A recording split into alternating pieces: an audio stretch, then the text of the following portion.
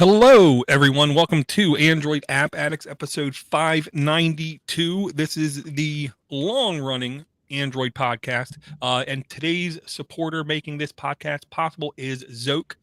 I talk a lot with Zoke in the Boxer channels.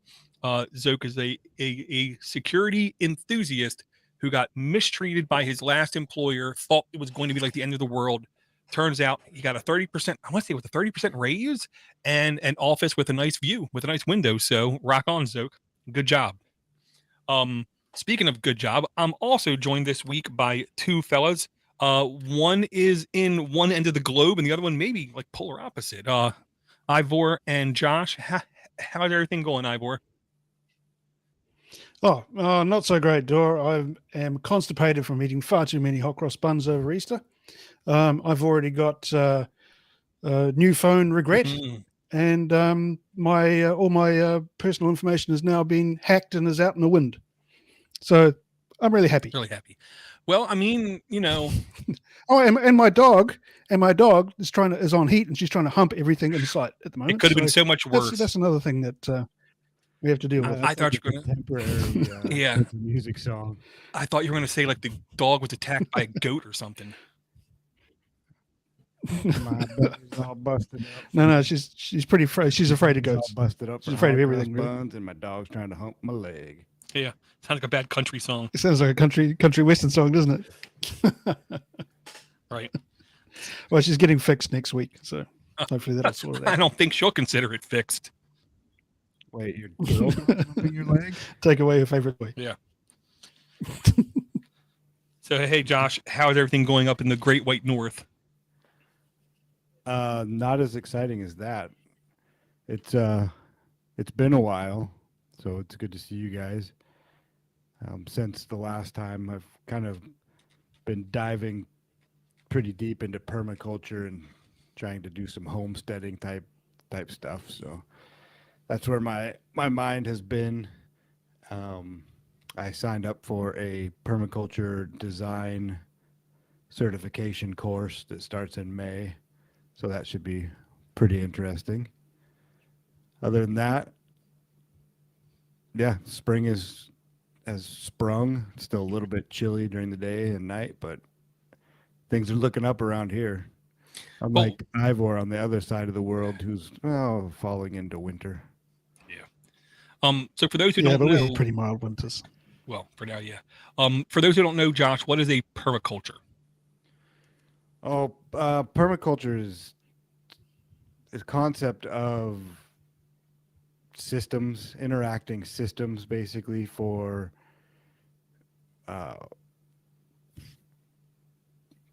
gardening, landscape type, food forests, trying to get everything that works together. Chickens that poop or use the chicken poop to fertilize the vegetables, and then use the vegetable scraps to feed the chickens, and just everything works together. And so that's what we're trying to do. We have 2.5 acres, and just trying to create a little food security, or just maybe even some side hustle money. Right. Yeah, I will say I watched a video not that long ago. An African guy had a huge chicken farm, just huge chicken farm. He was using like half of the chicken waste for fertilizer for plants that was like a side hustle to the chicken farm, and then he was using the other half he was able to convert into fuel for at least like emergency lighting and like something else he was doing on his plantation kind of thing. Nice. I've seen people doing that.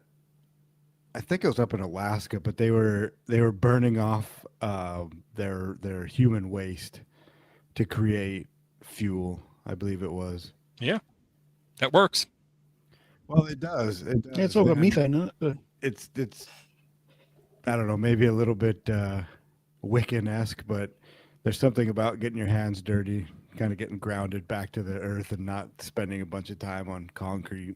So I'm starting to dig that a bit. We follow another Canadian guy on YouTube. My wife really likes what they do. It's called Gridlessness, and they do some fantastic videos on living off grid and permaculture and all that sort of stuff, and living in the Canadian wilderness as well. So you might want to give them a look. Nice. What, gridless? Gridlessness. Gridlessness. Nice. Yeah. I think that's isn't that a monster in Scotland? Yeah. I was gonna say, wouldn't it be a good band name? Yeah. So yeah, that's what I'm hoping that. I mean, it's amazing how much work it is. I mean, there's a reason why farmers don't go to doctors. Yeah, don't have time to. No, I don't have time to, and you just are in tip-top shape most of the time. Although that brings me to, we didn't have hot cross buns, but like you, Dor, I like to cook, which means spending.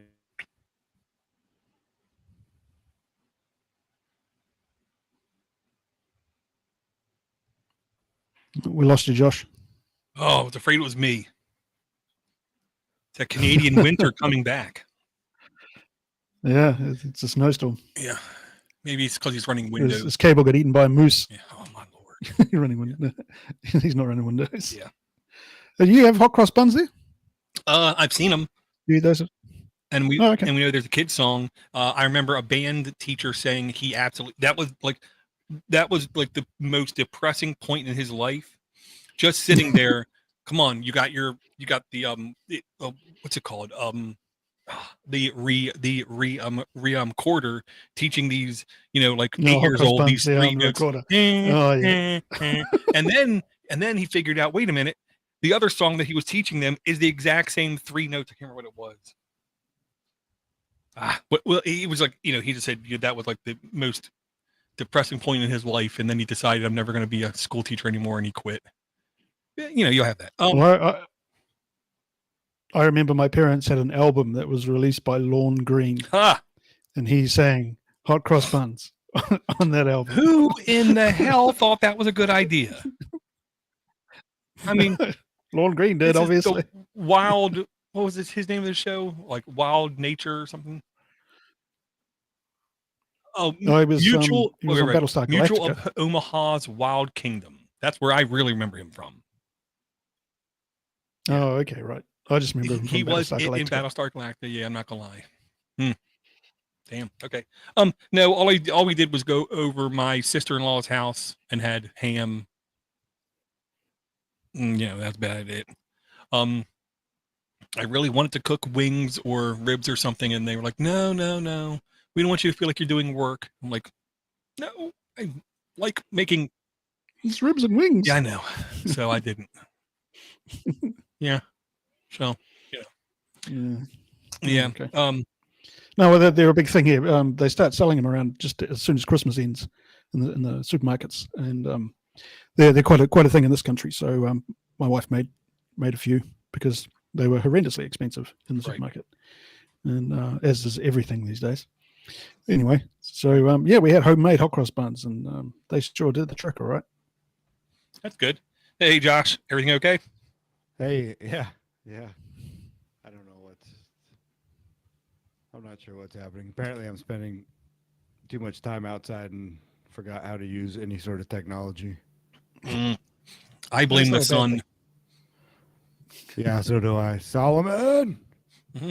Yeah. I'll say on the Android front, I think we're in this moment of, I don't want to say lull, but things are going to be quiet here because all the developers and all the manufacturers are waiting for Google I/O, which should be in about a month from now, where they're going to push the new Android stuff and try to see how far things are going to move forward. My only question, and this is like the wild card question, the next Google I/O, I believe, is in 5 weeks. How many times are they going to say AI? I'm betting it's like at least 300 times. Oh yeah, everything's going to be AI. Well, that's the only thing anyone can talk about at this point. And the one thing that one of my money shows were like, it is insane how investments have dried up. Investors have dried up everywhere unless you have the word AI in your product description, kind of thing. It doesn't matter what you're doing. Well, Silicon Valley Bank probably had something to do with that. It really wasn't a bank. That's the whole thing. I tried to explain to people, you realize it wasn't a bank. You could not walk in its door and say, I want to open an account. No, it wasn't a retail bank. Yeah. It was, a good old boys bank for good old boys. Well, Good old boys. all Good old geeks. It's all working towards just conglomerates anyway. There'll be one grocery store, one bank. Singularity. I mean, as long as the grocery store has good pork rinds, I guess I'll be okay. Well, Dor, you gotta get some pigs and make your own pork rind. And here's the thing. Technically, I'm below the Mason-Dixon line. I live in the South, but everyone I know in the South are like, you have no idea what good pork rinds are, because a good pork rind, you pull off on the side of the road and there's a stand with a guy that speaks in such a drawl. You really have no idea what he's saying. You just nod and say, yeah. And then he gives you, and then he gives you some fresh pork rinds. It's like, okay. Yeah. Nice. Maybe Actually, the pig is just running around and they're just using a potato peeler. Carving bits off. Hey, if that's what works. 220, 221, whatever it takes. Yeah. So I will say, everyone will not stop talking about AI. Google, now the gimmick is Google years ago said privately they had an AI, but it was really focused on images and facial recognition. And then because they thought it was so immoral, they basically scaled back all of their AI stuff. And then ChatGPT came out, and now everybody is trying to, in air quote, catch up kind of thing. I will say, I think it's just going to be a assistant. It's going to be a tool. It's going to be like a search engine for the moderate future, where you just put in something and you just get something back. It's just going to be a search result, just fancier. Well, that's kind of all that it is, really, is just a amalgamation of the internet as of 2 years ago, right? Isn't it 2021? Well, yeah, but here's the only difference I'll say. Here's the caveat. Here's the gimme. Here's the Iggy, if you will. 10 years ago, I kept telling people my job title should be Senior Internet Research Specialist 2, because I'm really good at using the Goog to finding what I need, kind of thing. I do think there is going to be a position here in the very short future. Who is best at getting what they want out of these large language models? Who knows how to type the least, the fewest amount of stuff, and get back exactly what people intend on? I think so. It's basically like, how good at you at their input, their language, to get back what you want. So I do think that's going to be a job title here very shortly. It's going to be the Geordie LaForge of the Starship, where everyone else just tells Geordie what to do, and he just does it. Yeah, it'll kind of be like, how can you program this to take away as many jobs as possible? Oh, I'll tell you now, there's one guy I know. He is a Python guy, really good at Python. He figured out, like, after 4 months, he was hired to do so much automation so they could fire people. Yeah. And he was like, I don't know if I should feel bad or not. I said, no, you shouldn't, because if you don't do it, literally somebody else will. You take your money, use your investment, just make sure that you're learning something else, so then when this dies down, you can able to shift, pivot. That's a bit like digging your own grave when it comes down to it. Literally. Yes. Huh? Yeah, it's like that one story where the guy supposedly at the beginning of COVID completely automated his job, and it took him like 2 years to catch up.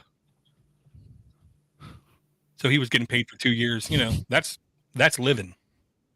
Oh, I remember that. Yeah, it was in Philippines or something, wasn't it? Yeah. Well, I mean, it has a lot of potential as well. My daughter the other day was playing with it, and she is obsessed with Hogan's Heroes for some reason. So she got ChatGPT to write a new Hogan's Heroes script, and it was actually really good. Yeah, exactly. Yeah, exactly. Yeah, and I've heard people doing all kinds of stuff. The one thing I heard was Zoke literally said, "Give me a song in a Weird Al style parody that's based off of this song, but make it about," and it was something like completely nerdy kind of thing. And it was like, wow, yeah. And it literally tries its best. Well, how long before they're using it to write Marvel movie scripts? Oh, they're already doing it. I was going to say. And pop music. I'm sure they're going to use it for all kind of pop music stuff because why not? Hey, Door, just for clarification, is Zoke Xoke? Yes, Xoke, Yeah. aka Ian, super smart guy. Yeah, I think he's in the Linux. Yep. Voxer chat, which I hop into every once in a while. He is there, and when he opens his mouth, I always listen because I know he has experience. Okay, the app I want to bring first before I forget. Only the real reason I want to bring it is because I do believe this is the exact kind of app that I would use if I wasn't paying the YouTube Premium money. And here's the whole thing. There's one big thing that I do not get when I use my YouTube Premium.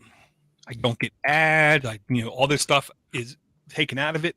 But what I don't get is the ability to block sponsorship stuff. When I'm watching the people, I'm watching them because I like what they're doing. I like their style. I like their, way they're doing it. I don't care who's paying them money to do something. I really don't, because I am a grown man who've made up my mind about 99% of the things in my life. There's not a single ad that's ever going to change my mind and make me jump ship to do something else. So sponsorship block is one of my most important things. And on my desktop, it's an easy Firefox, Google Chrome plugin. As long as the video has been seen by, it seems like at least 30 people, it will automatically skip right by the ad or the inline sponsorship promo. LibreTube, I don't know how long this one's been around, but I think it's been around at least a little bit. But I think since we've had at least 2 YouTube alternative apps die in the last 3 years, I think that this one's getting some traction. So I'm a big fan of LibreTube and how it works. And I thought in here it had the link to the website, but I don't see it. Yeah, it was in there. If you go down on the Reddit comments a bit further down, there's a link. Yeah, I've got it here. Thank you. I'll put it in the chat. I thought it was a gluten-free hot dog at first. Yeah. Oh man. Death to Smoochie. That's one of the things that they said there. The gluten-free.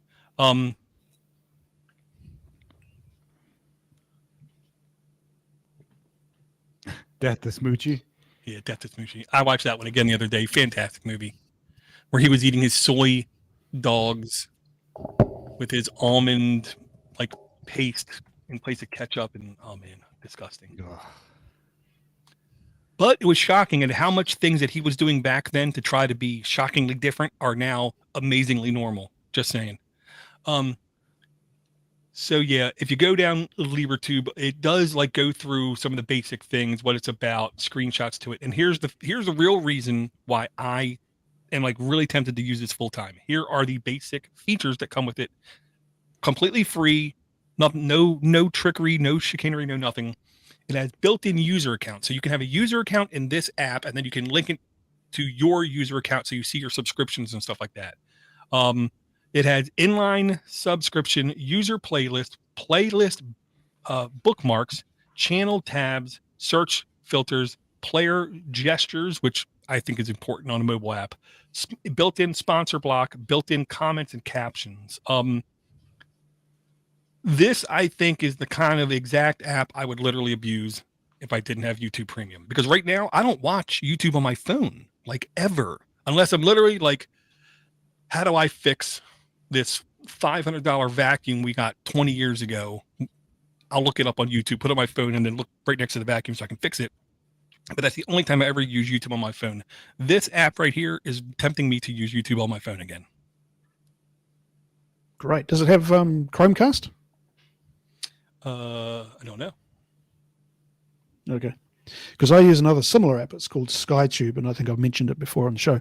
And one thing I did notice is that the Chromecast functionality that it used to have has now disappeared off my new phone. And I think that's something to do with Android 13. So no more Chromecast options there. So now what I'm doing on my phone is finding videos I want to watch on SkyTube, downloading them and then transferring them to my Plex server, and I watch them on my Plex TV basically. But I notice on my tablet, which is Android 8, still it still has the Chromecast option. Huh. Okay. Didn't expect that, but okay. Yeah, really weird. So SkyTube is a really good option as well. SkyTube, how do these relate to NewPipe? I think they use the same API. Because that's the one I've been using. You brought that a while ago, Ivor. Yeah. And I've been using it, and it works. It's fantastic. Yeah, I like it. Well, there is a paragraph. Well, there's a couple paragraph in that link. Differences to NewPipe.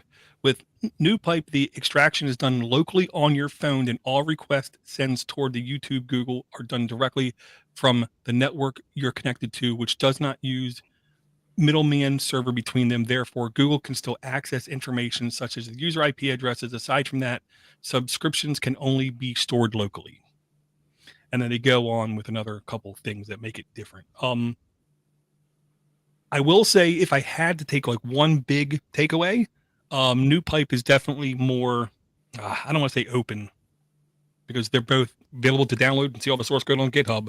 But I think one of NewPipe's focus is less first and foremost work on openness, where this one is, I think, first and foremost trying to just make it desirable, is what I'll say. So that must be going through their server then. So you're going to be logging in. I mean, I don't even with NewPipe, I don't know if you can have an account or if you can log into your YouTube account. Whereas the LibreTube here, it seems that you can. That's pretty. Now, what NewPipe does is, what you have to do is export your subscriptions, a list of subscriptions, into a text file from YouTube, and then you go into NewPipe and import those subscriptions into NewPipe, and then they will then let you know which new videos are showing up on your subscriptions. It doesn't have a recommendation engine either. Well, it does kind of, but it's not as good as what you'd find in the YouTube app itself. The problem with the YouTube app itself, if you're not paying for premium, it's full of ads. So what you're really getting with NewPipe or SkyTube or LibreTube or anything, or Vance is another option there as well. You just don't live with the ads. You live the ad-free life. Yeah, that's the main reason that I use it. But it, like Door, it's on my phone. It's pretty well just trying to figure out how to fix something that broke, whether it's a dishwasher or washing machine or said vacuum. Well, and here is another thing I think that you would like to be aware of, Josh. While LibreTube only supports YouTube, NewPipe also allows the use of other platforms like SoundCloud, PeerTube, Bandcamp, and MediaCC.de. Yep. So yeah, I think it's also compatible with Kodi. Yeah. Oh, I've never tried that. Yeah, so I think NewPipe is more flexible. Where LibreTube, you do have to have. I don't want to say you have to have your own account, but if you want to have subscriptions and you want to have all that kind of stuff and you want to post comments, I think you have to create an account in its application.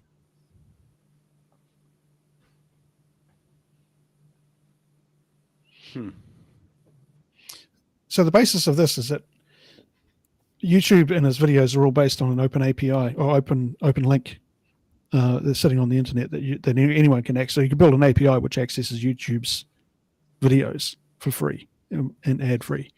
Just that people really don't realize that, and they tend to use the YouTube app and then get shown all the ads that go with it. Am I correct in that understanding? Well, I've played with the YouTube API a bit, trying to, on a website, trying to just basically access the last 5 videos on a subscription. But they don't like that much. You can grab like a singular video. But also I'm an idiot, so that has a lot to do with it as well. I just remember it being not trivial to grab or to have like a webhook where you watch, and if a new video starts, or if you upload a new video to have it update on a website. So maybe that is where the problem came, was just the new videos on a subscription. Gotcha. So I don't know if that answered your question or if that was even your question, but now I'm just rambling. So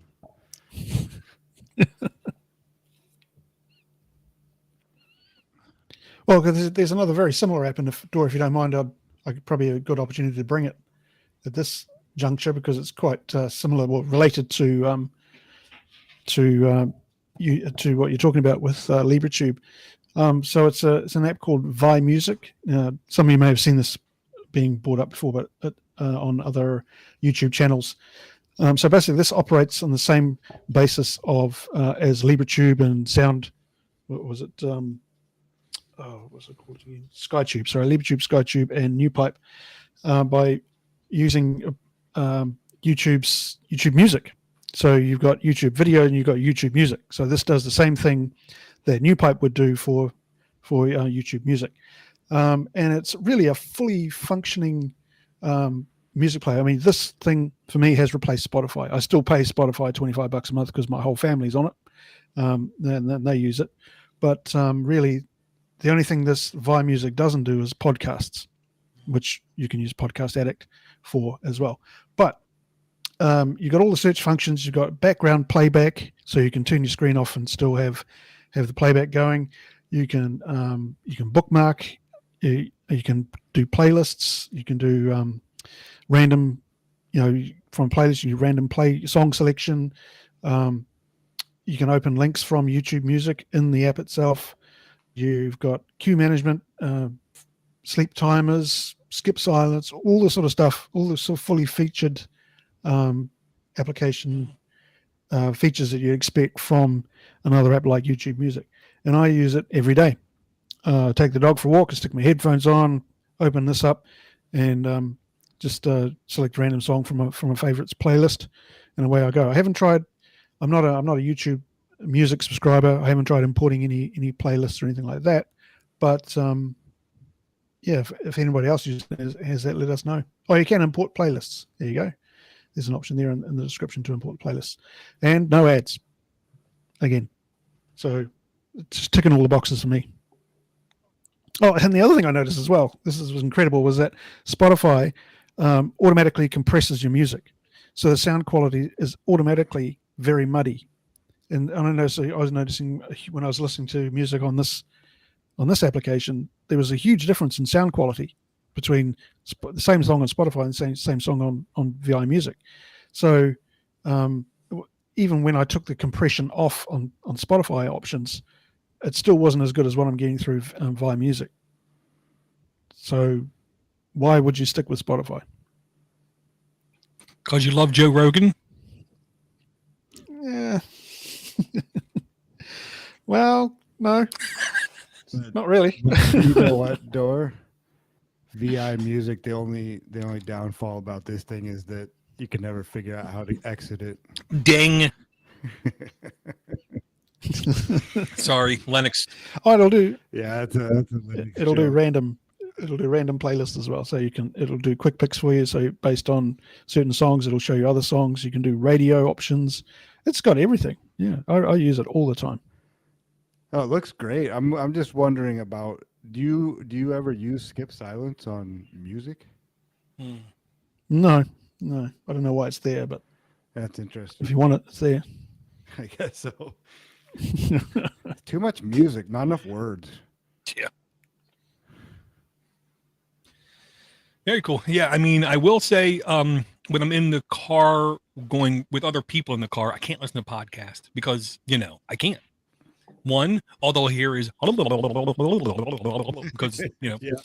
but even if I slow it down, A, it will drive me crazy. B, I'm sure somebody in the car will eventually be offended by something because everybody's offended by something. Because I listen to everything from almost every point of view, from every angle, because everyone has an ounce of truth in their belief, and everyone has 99% faith in make-believe, and they spout it out as fact. That's just human nature. So I've been starting to listen to more music when we're driving, just because silence kills me, kind of thing. But one thing is, I don't want anyone to poison my music feed, my stream. So if we're on YouTube Music and she wants to listen to something, you're not using my phone, because I don't want to hear any I don't know. No Taylor Swift, none of I don't know. No Drake, none of that. Nothing after 1999, basically. It's a safe bet. So yeah, I'm gonna have to give this a chance, give this a little look at, so they can maybe play some of their stuff every now and then. Good, very good call. So I'll bring an app now that will take it down a notch. Oh, hang on. App, Josh. You've actually got an app to bring. This must be like the first time in about 10 episodes you've actually had an app ready. I've been on here in 10 episodes. This is also on F-Droid, and it's called Cards with Cats. And the play hearts and spades against computer-controlled cats. And it's fun. I don't know how many games of spades or hearts you guys have played, but I have put in some time with these games and with my friends, and I can get just as angry as a cat as I can against at a human who's my partner across from me in spades. So if you're looking for a way to play by yourself because you have no friends like me, it's pretty fun, actually. Yeah, I'll say the good thing. Yeah, the good thing about spades or hearts is the rules are basic. You basically just get your cards dealt, make your call, and then try to make that number. Period. But at the same token, it's so easy, like halfway through the hand, to be like, nothing is turning out how I wanted it to turn out, kind of thing. So yeah, this is the kind of thing I think is the perfect game to play when you just want to sit around and look at pretend cats and throw cards around.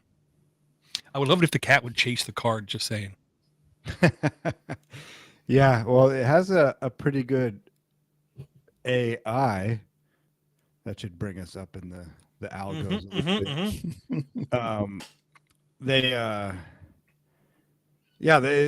It's not bad. I mean, they make some pretty poor card decisions every once in a while, but overall, like I can see it being a legitimate game of spades. Right. So you're saying the AI has a habit of hallucinating maneuvers, thinking it's the right move. Got it. Oh yeah. Well, I didn't finish the name of it. It's actually Cards with Cats on Acid. So it's lots of colors anyway. So do you get to pick your partner, or is it always the same cats? Nah, it's that grumpy looking brown one. Needs to have like the eyebrows. Yeah, cats are grumpy looking. You try to bid nil, and he'll throw out the 3 of hearts. So it's not. Sometimes he's definitely punchable. Right, just like normal spades players. Got it. Yeah, and cats. Well, that we just went down in the algo on that one. Could be worse. Okay, well, I'm going to go to an email we had. Email, Josh, that you replied to. I love the fact that the guy's name is the Commander, because I think we need to respect him. He's the Commander. Absolutely. Okay, so. Wow, where is that? I know. I'm just going to search for Commander in my emails. I need to fix my email window here because it looks like that didn't work. That looks like it's wrong. And then I come here and say a Weber writer. Okay, here we go. Got it. Okay. Email goes, hey guys, thanks for the terrific podcast. I've been listening for years and you do a great job. I'm interested in your opinions on alternative OS for Android phones that restricts somehow how much Google has access to our devices, like Graphene OS, which now I run successfully on my Pixel 4a for about a year now. I basically run all the Google apps that I absolutely need sandboxed, mixed with a lot of open source alternatives without missing a beat. Am I delusional? Pause. Paranoid? I got into it after watching a YouTuber called A Side of Burritos. Great name, just saying. I love that guy. Shout out to him. My second question is, I want a foldable, but I'm not convinced yet. But I love the format of the Microsoft Surface Duo. Cannot argue that. I hear it's not perfect and it's expensive. Can you talk me down from buying one? I love your show, The Commander. Sent from Proton Mail. Good job, The Commander. You're secure, more secure than the average fella. Don't buy a Duo. We love you. Don't buy a Duo. Right, and then it's a Microsoft device. It will crash every 5 minutes. And then you did give a reply to him, Josh. I did. You want me to read it, Dor? Is that what you're asking? You can read it. You can summarize it. Should I do it in my own voice? That would be nice. Well, I can't summarize it because I don't know what it says. Hello there, Commander. I can't speak for the others, but I am all for de-Googleifying a device. I have looked into graphene a bit, and it seems to be geared towards Pixel devices. If I could swing a Pixel device at blah, blah, blah, I'm poor. That's basically what that says. And then about getting away from tech companies, and are you delusional? I think not. As for the tuber shout out, what is going on here? I must be drunk when I reply to things. I wish I'd get all my meals with a side of burritos. In regard to purchasing a Surface Duo, you never hear me here spelled wrong. Good one. Recommending anything from Windows. I don't even have windows in my house, just open spaces where the snow comes in. Thanks for listening and the email.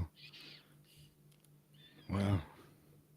I don't think I want to do that anymore. I don't think I want to read my replies on email. Okay. I'll first say you're not delusional at all. The only thing I'll say is you're ahead of the curve. I do believe eventually privacy will become an actual issue that a majority of people care about. I don't know when that's going to happen, is what I'm going to say.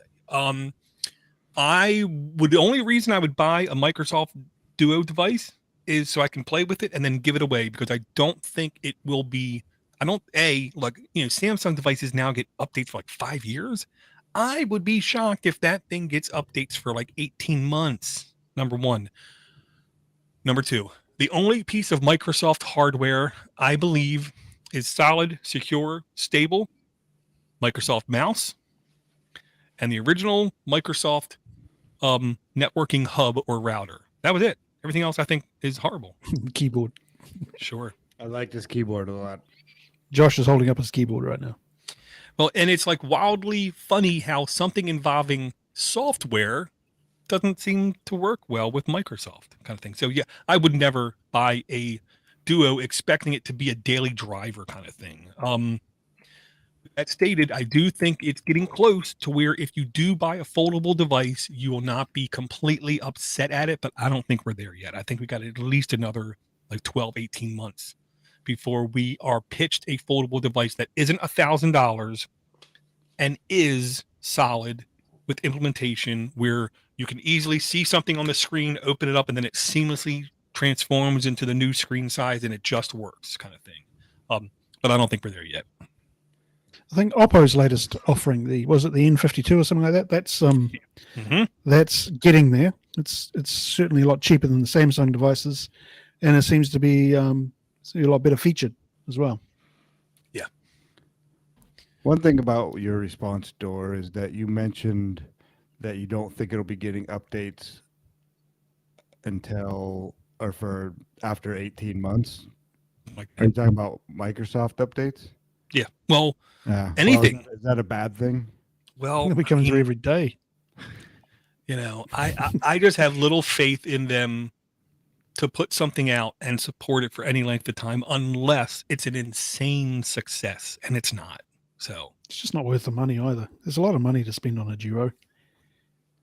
What happened to their bloody tablet as well, the Neo?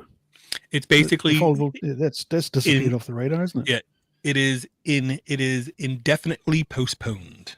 was what they said. They should just indefinitely postpone their entire business. Yeah. Sorry for anybody that works there. And what I will say is I'm going to try to remember, because I did see the email, but I didn't see it till after Josh said something. I will also try to send this link to him. And it was in literally an Android Authority article that popped up. I want to say like shortly after he sent the email, maybe a couple of days. And it was literally entitled, I ditched my Google and installed the privacy-focused Graphene OS on my Pixel. And it goes through their experience and what they thought about it. I will say, if you're truly paranoid, installing Graphene OS will do nothing. It will not slow down, inhibit, or make Google any more difficult to pull any of your private information. Because even every Google Pixel since the Google Pixel, since the Nexus 5, every device after that has had closed source binary blobs for the graphics driver on all Pixel devices, which means the availability to a backdoor cannot be proven to not be there. Of course, you can never prove negative, but you can't prove that there's no backdoor on those operating systems, and the Graphene OS basically still uses the exact same drivers onto it. With that stated, I do like the idea of having a trimmed down operating system.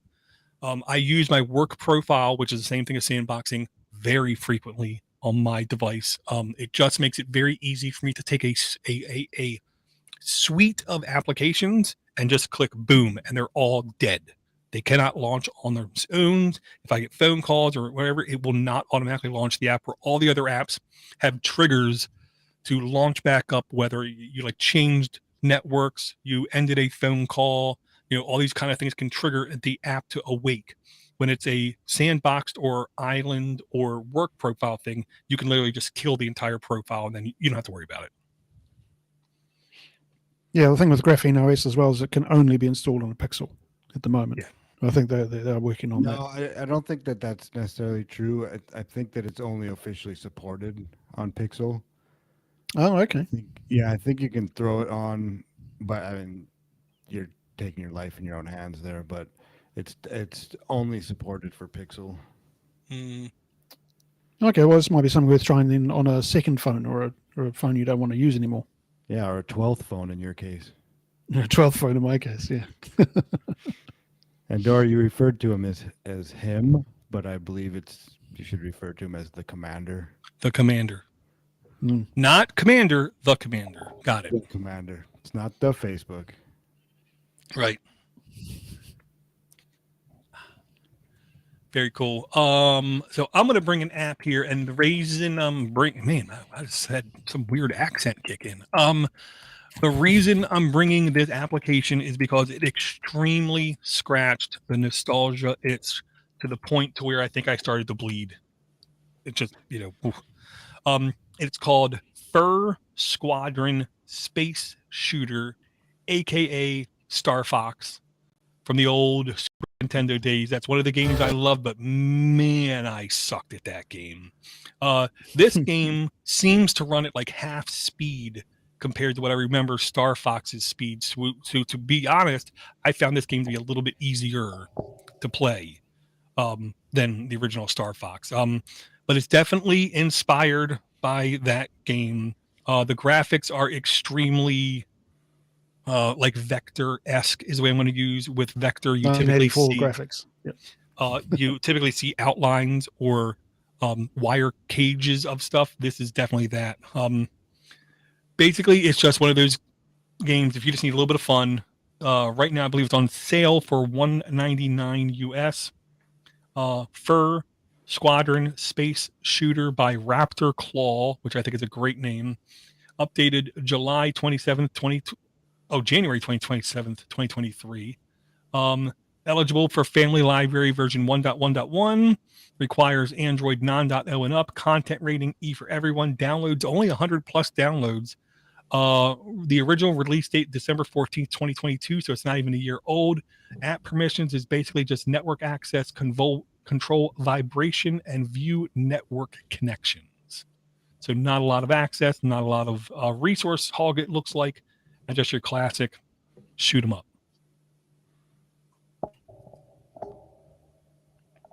this game looks very familiar to my 14-year-old self. Yeah. Yeah, Star Fox was a great game. Yeah, and to me, $1.99. I mean, I now had almost $20 in Google Opinion rewards money because I found I'm not buying stuff. And then I went and I literally looked at Google. I looked at the Google top paying apps, top paid games, and I scrolled down. Anything that even was remotely interesting, I already owned. So it's like I, couldn't find stuff to spend money on. So then I went and I did a deep dig to try to find things that were worth the money. So this one I thought was definitely worth the money, considering it's only $1.99. Even if you only get 20 minutes of gameplay out of it, $1.99 is worth it. Yeah, I don't get Google rewards anymore. They asked me for my opinion, and I told them. They stopped giving me money. Yeah. Yeah, once you pass 50, the last thing you should ever do is express an opinion. No, I'm looking forward to that age where it just doesn't matter anymore. Just the curmudgeon old man that tells it how it is. I thought you were already there, man. Yeah, some people say that. I don't know. I think I'm too nice. I know my boss already thinks I'm there. Yeah, great. That's the bosses should think that. Yeah. Raptor claw. Nice. Very cool. Well, I've got another app, if you like. So this one's called Rewind Music Time Travel. And Dor, you mentioned before you didn't recognize any of the songs that came up for you after 1991. Well, this app, it shows you an annualized history of music. So you can select a year, you can go back to that year, and it will show you everything that was happening musically in that year. So it will show you what the latest music videos were, what events are happening. So like in 1980, there was John Lennon's assassination. So there's a big story about that. You can go back to any year, but going back to 1959, I think it is. And it will show you a top 100 of all the hits. No, number one that were in the top 100 of the hit parade. You still call it that these days, the hit parade? We don't call that anymore. Well, it's that's any parade now. It's any parade, yeah. The Pride Parade or something. Anyway, so basically what you do with this is that what I use this a lot for is saying, okay, well, this is a song I like. It was done around about the 1987 or something like that, or 1984, and it will show you all the top 100 for that year. And if there's any other songs there you like, you can go and look them up on Via Music or YouTube Music or whatever music app you're using, and that's it. You can spend a bit of time on this. If you're into your music, you can spend a bit of time looking at things. It doesn't show you it doesn't play you the entire song. It's not like a music player. It will show you, do you a preview of a song you like, where then you can go and, if you get a premium subscription or something, you can go and buy that, or you can just go to your own regular music app and fill your boots. So I was intrigued by this app to start off with, and use it quite a lot to fill out my playlist that I take with me every day when I go and walk the dog. And as you said, Dor, you didn't recognize any songs after 1991. I didn't recognize any songs after 2003. Everything after 2003 was a complete mystery. I mean, I'm sure I'm going to recognize it, but I'm also going to think it kind of sucks. Yeah. The only songs after 2000 that I can identify are songs that Weird Al made parodies of. And every instance, I listen to his song, listen to their song, I'm like, I think Weird Al did it better. Yeah. Yeah. Get off my porch. Did you watch that movie that Daniel Radcliffe did of his life? Yes. Any good? I'll just put it like this. I went into it fully prepared to hate it because I really do not like Daniel Radcliffe whatsoever. I really wanted going into it, I want to hear more real Weird Al stuff. Mm. But then when Weird Al wouldn't stop doing hallucinogens, he wouldn't stop doing acid, drinking whiskey, and when he went to the like Colombia and he killed a drug lord, and then Madonna became a drug lord, And when Weird Al got shot live on stage in 1987, I thought this is a great movie. What I didn't realize was every scene in that movie is parodying another movie. Me and my wife didn't figure it out till we were like halfway through the movie. So then the scene would be on and we would pause and we were like, I think this is a scene from Godfather. And she was like, no, I think it's from Scarface. And we would go through and we'd figure out what scene he was parodying in each one of these scenes. And it was literally like funny as crap is what I'm going to say. Partially because his mom and dad were super mean. The cops brought him home because he was illegally basically like involved in a wild polka party kind of thing. Yeah. I thought UHF was a documentary of his life. Oh man. That is the movie I can still watch to this day just because of the casting in that movie. The bad guy is like he's like super stereotypical bad guy. But one thing I didn't realize in that movie was when he's Rambo going through just shooting everybody, one of the very first guy he shoots is the guy's dad, the main bad guy's dad, who's on the picture in the main guy's office, in his office.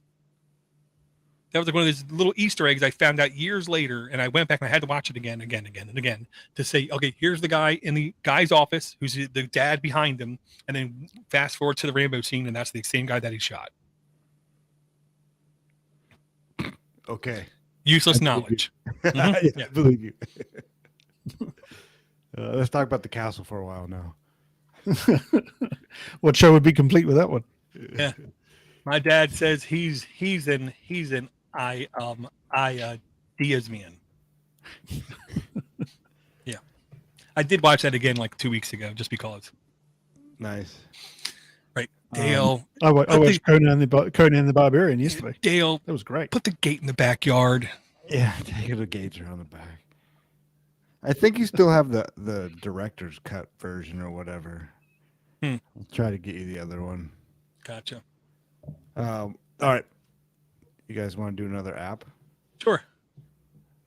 With such enthusiasm, I will go with Photo Compressor and Resizer by Pocket App Maker, which I didn't really go look at if it was from the Pocket App Maker, or if that's just a clever name trying to incorporate the Pocket app.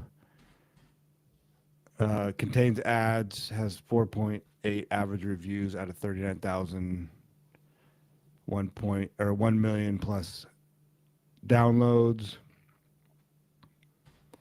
And it does that. It compresses photos.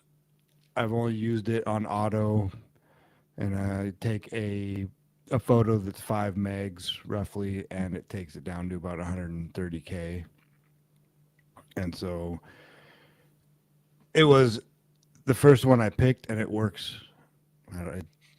That's what it does, and it has some ads. I wish you could buy it. It's one of those apps where I wish I could give them $2 and they could make their money that way. But alas, it's not like that. So they're not really intrusive ads. They just sort of hang out. They're like Ivor on this show. They just kind of sit there and. Oh, you cut me deep.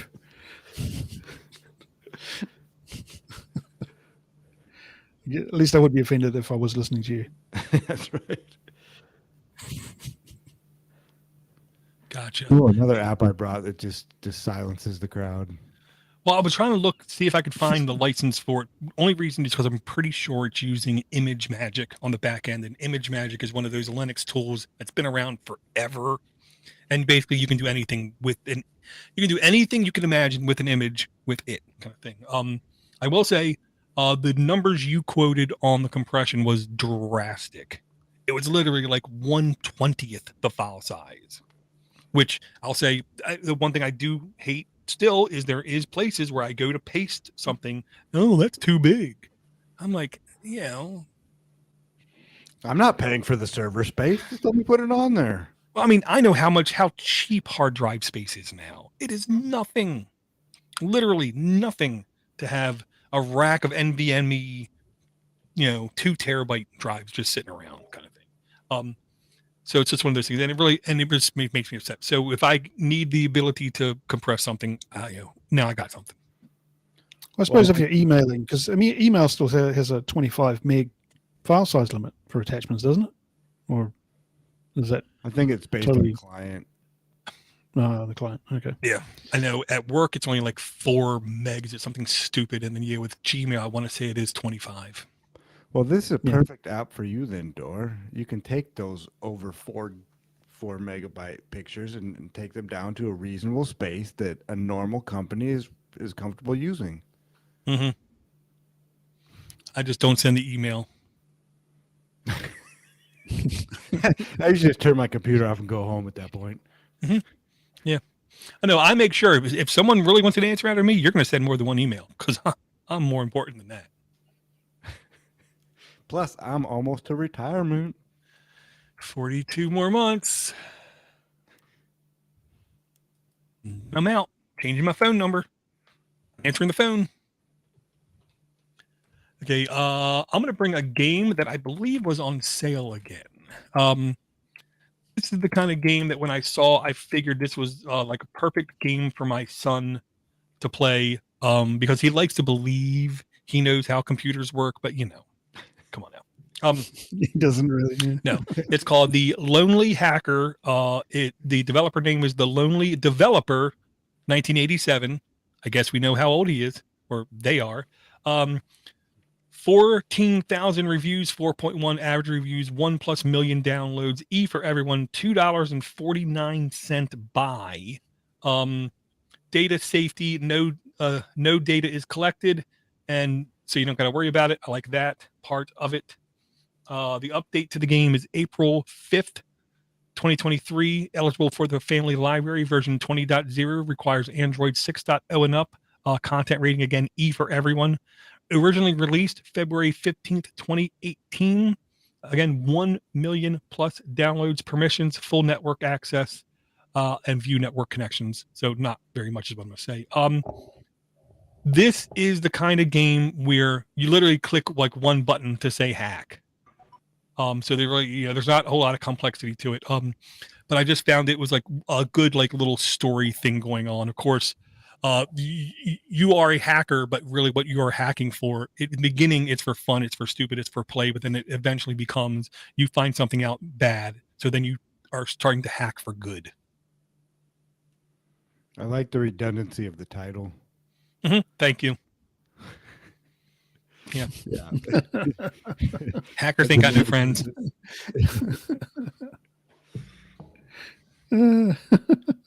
That's good one, Josh. Yeah, and basically it turns hacking into like the ultimate script kiddie experience is the way I'm going to put it. Because quite literally, you go to a place and you download a hack, and then you go to another server, and then you click exploit hack, and you press a button, and then stuff scrolls by, kind of thing. It's like, But you know what? That's pretty realistic anymore, though, Dor. I mean, they have malware as a service. Yeah. True. Where you can just do that. You pay somebody to use their malicious software. Yeah. The only question is, do you use Tor and do you use VPNs in the game? Yeah, right. Yeah. William Wilson in the chat says he has 5 years, 11 months, and 17 days to his escape from work. Yeah, see, counting. That's how you know it's more than 4 years because he counts by years. See, to me, once you go below 4 years is when it turns into months. When it goes into 2 years, it turns into weeks. It's like the reverse baby. How old is he? Oh, he's 72 months. Right, exactly. He's 16 or what? Uh-huh. Right. Oh, he's 160 months and 20 days. Yeah. Oh, so it's his 21st birthday. Nice. Yeah. Cool. You got the Lonely Hacker's like as you say, it's the Lonely Dungeons and Dragons player. That's right. So do you have any more apps, Ivor?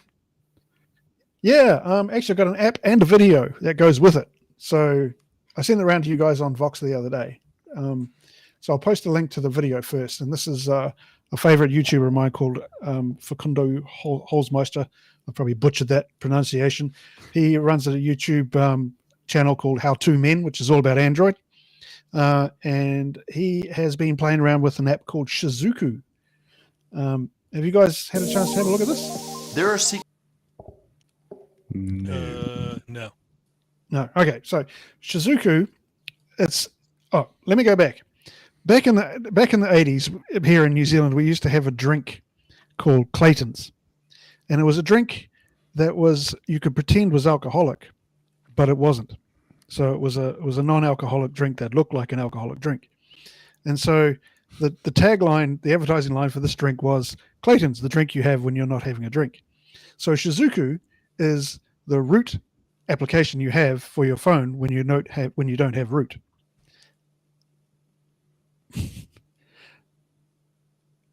Anyway, so Shizuku fell a bit flat. Anyway, Shizuku is a great app because what it does is it gives you root permissions without actually having to go through the process of rooting your phone, which to me is just like mind blowing. Because what this app will do is basically open up all your API system level APIs, so that other apps. So Shizuku on itself doesn't really do a hell of a lot, but when you combine it with a lot of other apps that do a whole bunch of interesting stuff, it talks to the system APIs and it pretends like your phone has root access when it actually doesn't. So you don't have to go through the sometimes fraught and dangerous process of rooting your phone.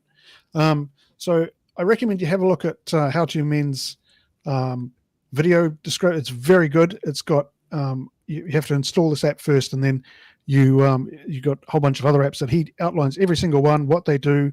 There's things like Icebox. I use 4 particular apps. They're called App Ops, Icebox, and System UI Tuner. And they, we were talking before about privacy at an app level. This gives you all sorts of ability to restrict permissions on specific apps, change what apps run in the background, and that sort of stuff. At a way more advanced level than you can without the Shizuku permission. Now, the only sort of the downside of Shizuku at the moment is that every time you restart, you have to re-enable it. But it's not really a huge problem. You have to enable wireless debugging, and if you go into your wireless debugging menu, you get a weird code. You get a 6-digit code. As soon as you activate that code, Shizuku will come up and say, enter the code here. You put the code in, and it starts the ADB commands, and suddenly you've got wireless debugging, and everything's open to you. So I spent a fair bit of time playing around with this. Gives me a lot of really cool options, and it helps me tweak a lot of app settings and system settings as well. Like what? So it'll stop apps operating in the background. It's surprising the number of apps that want to access your clipboard. So you can allow or disallow clipboard apps. As I said, Shizuku itself doesn't do a hell of a lot. It just opens up the API to the system level functions. The apps that come along themselves, like there are a whole bunch of other apps that you use in conjunction with it that will give you different abilities to change things that you can't do at the moment, except with root access. Well, okay, now this is why I was really, really, really confused when you were first explaining this app, and when I first saw the app. You said it doesn't give you, it lets you have root without having root. So it does let you have root because you are able to do those system level things. Okay, short story. There's 3 levels of root when it comes to Android. There is run level root, which means every time you run something, you have to re-authenticate what you can and cannot do. And basically, if the app gets closed, you have to reopen it. You have to re-authenticate that level of rootness. The second level of rootness is once your phone reboots, you basically lose it. You think of this one almost as like a SIM link to being root, but then during reboot, you lose that SIM link. You just got to reevaluate it. So you do have root now. You don't have complete root access. I guarantee you there are root applications that you try to use, and this app just cannot grant you that level of permission. And then there's what they call circle 0 ring root. That's where it's persistent. It lasts forever, and you can literally do anything you want on your phone whenever you want. That's really, when we say typically root access, that's the level that we mean. So this one gives you the middle root privileges. Okay. Because with that stated, the app I would really suggest you try to look at is X Privacy. X Privacy is the one app. The reason I love X Privacy is hypothetically you can say, okay, because of whoever, I have to use Facebook Messenger, but man, I hate using Facebook Messenger. You can then say with Facebook Messenger, when it loads up, don't give it like no access to anything. Instead, just make fake data up. Give it fake GPS data, give it fake location data, give it fake phone number data, give it fake history data, give it fake app data, give it all this just fake data. Every time you start the app, it just will randomly spit out garbage to it, just because sometimes if you do not give an app information, it just fails because it needs at least some level of access. So with X Privacy, you can inject fake data into applications with root access. Great. So X Privacy, you need to have your phone rooted to use it. If it wouldn't shock me if it does work with this level of root. Right. Okay. That's what I'm saying. I thought. Yeah. Yeah, but there seem to be more and more applications coming out now that are meant to be used in conjunction with Shizuku. And the one I particularly appreciated was called System UI Tuner, which gives me a whole bunch of options to tune apps and all the functions of the phone at different levels that are not available to me otherwise. Gotcha. I'm going to stop ignoring your message on Voxer. I kind of like this one. Yeah, I was confused. And the video you sent me, look, I got ADD. Okay. If I look at a video and it's more than 10 minutes, I'm like, oh God, really? Yeah. I mean, if you can stick through it, it's like you can, what he does is he basically outlines Shizuku and then goes through the different apps you can use with it. There's some apps on there you won't want to use, some apps you will want to use, so just trip through the ones you don't want to use. Gotcha. Very cool. Definitely have to give it a look. And for those in the audio, it is SHIZUKU.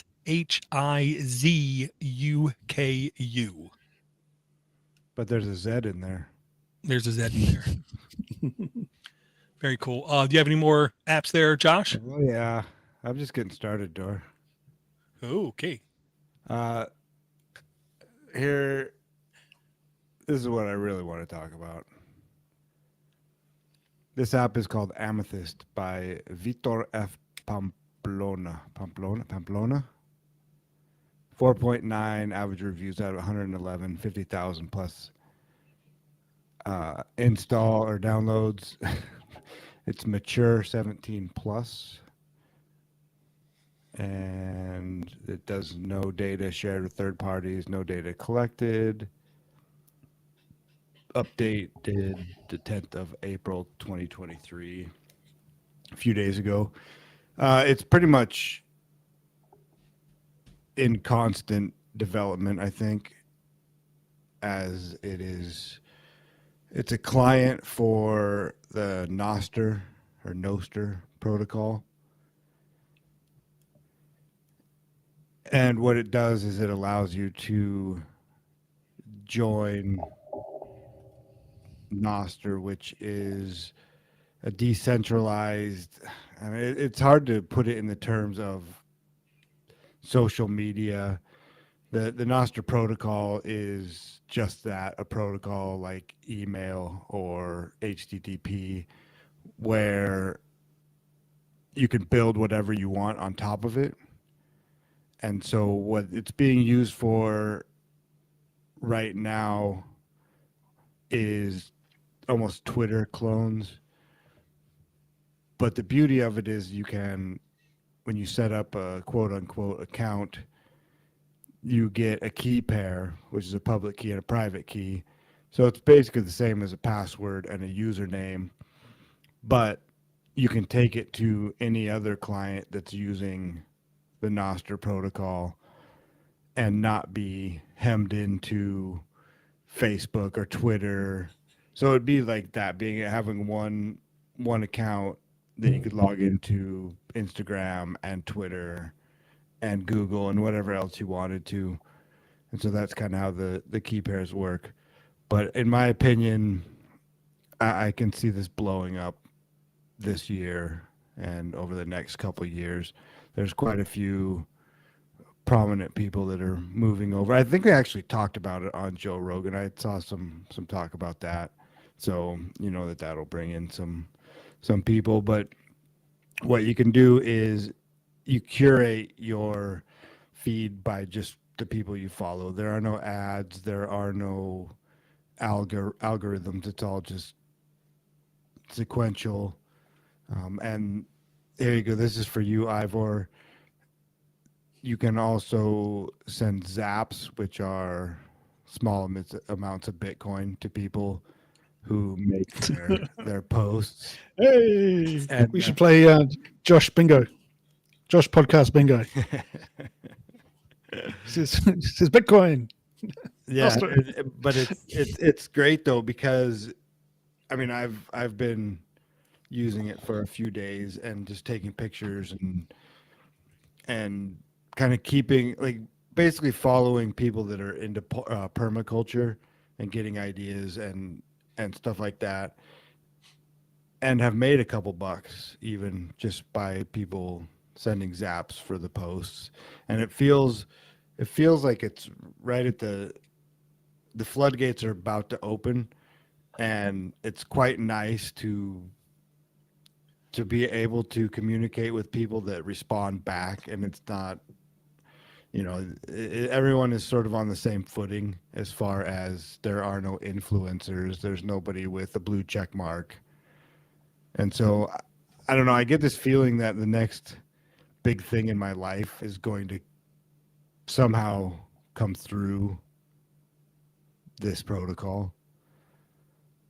So there's my diatribe. I'm gonna step down off the soapbox for a minute.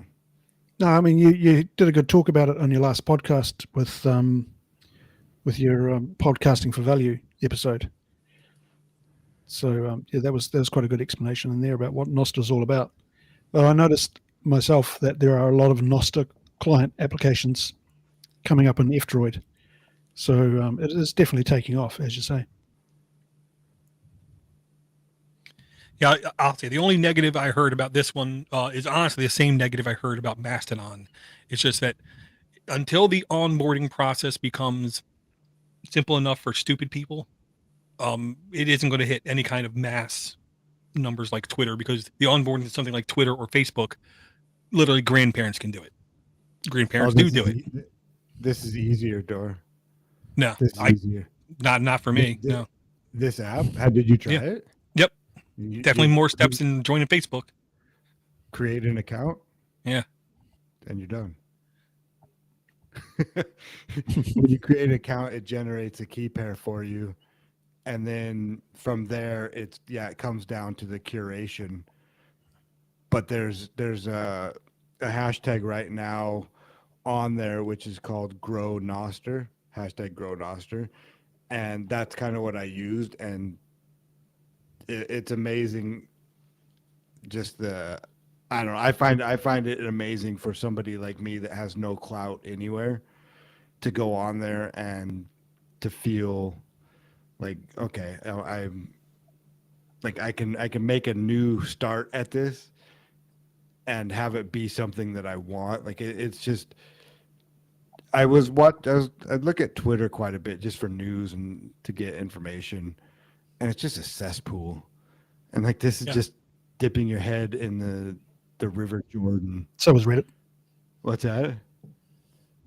Reddit as well. That's a cesspool. Yeah, and so this is like, I don't know, it's a rebirth almost for. It's kind of flushing away all that garbage that is the ads and the algos that are forcing you to look at what they want you in some manner to look at.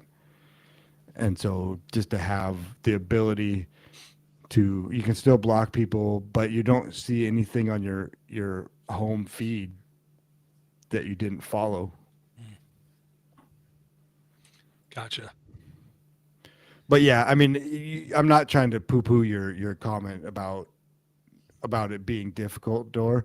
I'm just, to create an account and to start, I think is pretty easy.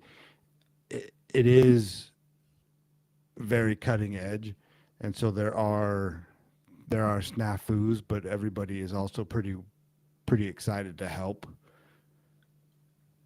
Well, that, and I think they're starting off right by making this a protocol, which means it's interoperable with all the other applications that support it. So you don't even the number of apps, like Ivor said, right now, there, I don't want to say there's too many, but it's almost like there's too many.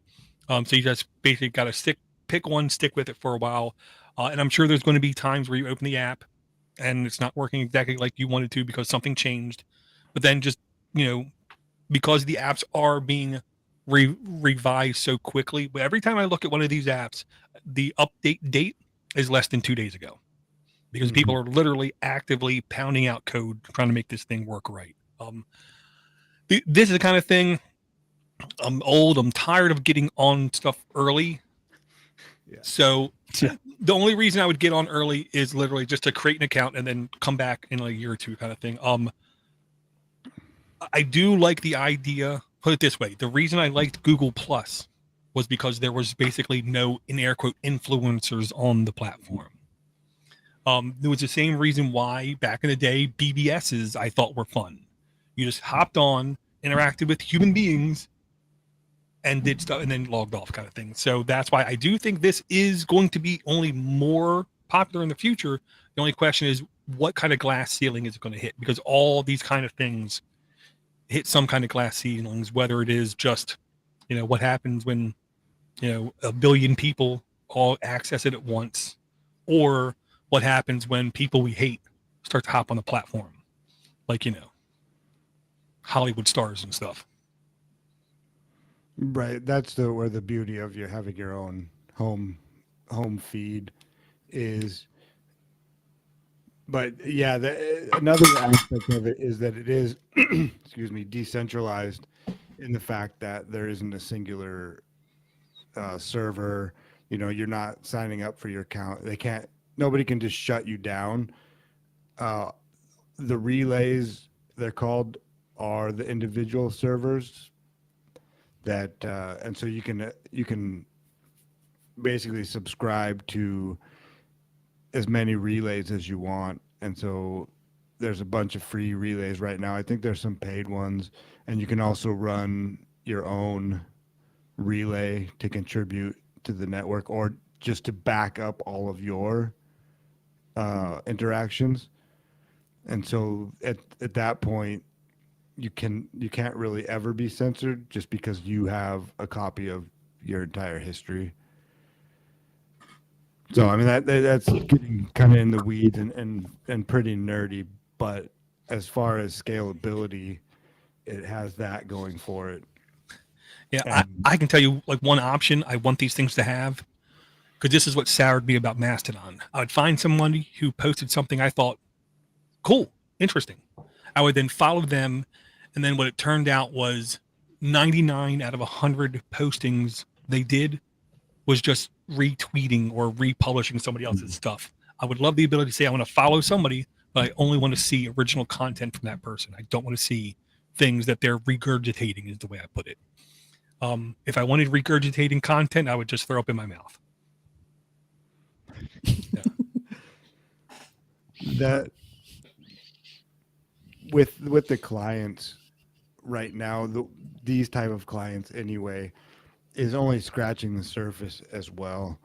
Like it's sometimes hard to break apart the app and the protocol of something, whereas you could build anything. I've thought of a couple things, like even I was thinking about the LibreTube and having something like that, and then having this as the chat or the comment section, right? And then you just take your credentials from where you take your key pair, and now you are making comments on videos, or you are buying stuff in an online shop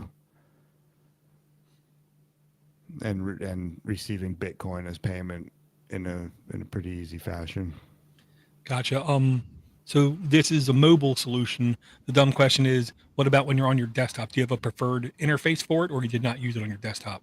I use, well, yeah, I use the it's called Snort, and it's on my Umbrel. So I actually host my own client, but there's browser extensions as well. Gotcha. And then they're all tied in together, right? So you can, yeah, it's all seamless as far as the integration. Gotcha. Ivor, I'd really love to hear more thoughts on this. Well, it's a social media platform, so I'm not interested. Yeah. See, I am a curmudgeon. A real one. Too much technology. No, I mean, it sounds a lot like what social media should have been when it first started out, and before it got ruined by far too many people getting onto it and, being ruined by other people. Social media should have been restricted to over 50-year-old white men from the start. Well, you got Facebook for that. Yeah, well, that's pretty much what Facebook now is, isn't it? Yeah. Over 50-year-old white men That, and it's shouting at the sky. that, and it's the place where kids create accounts just so when they go for a job interview, they can say, "Yeah, I'm on Facebook. There's my account." In Right. fact, it's what they never use or never touch. Yeah, exactly. Yeah. Well, if anybody listening to this gets onto Noster, let me know, and I'll send you some zaps. Even you, Ivor, if you got on there, I would send you your first Bitcoin. I suppose. I mean, what happened? What happens to all your information? I mean, what personal information do you have to provide? Your Nothing. You can be as email anonymous as address? you want. It's a. Can you use it with a VPN? Anonymous, or it's a random. Do you have to talk to people? What's that? Nope. You don't have to. Do you have to talk to people? No, and you don't have to show anybody where it touched you on the doll at the end either. All right. Okay. Well, send me a link. I'll see what I can do. Well, I'll send you pictures of my sheep. Yeah, absolutely. And you know what? People would probably love it, man. I would look at that. Like there's homesteading, permaculture is kind of what I've been going on to. It's right now the bulk of if you go to the global feed is Bitcoin stuff. But this is the beauty, is that I don't have any of that on my feed. It's all just people, and there's pictures of chickens and talking about how to cook chickens or what they're doing. Oh, I just harvested this today, blah blah blah. So I mean, it might just end up being, a more technical version of Farmers Only.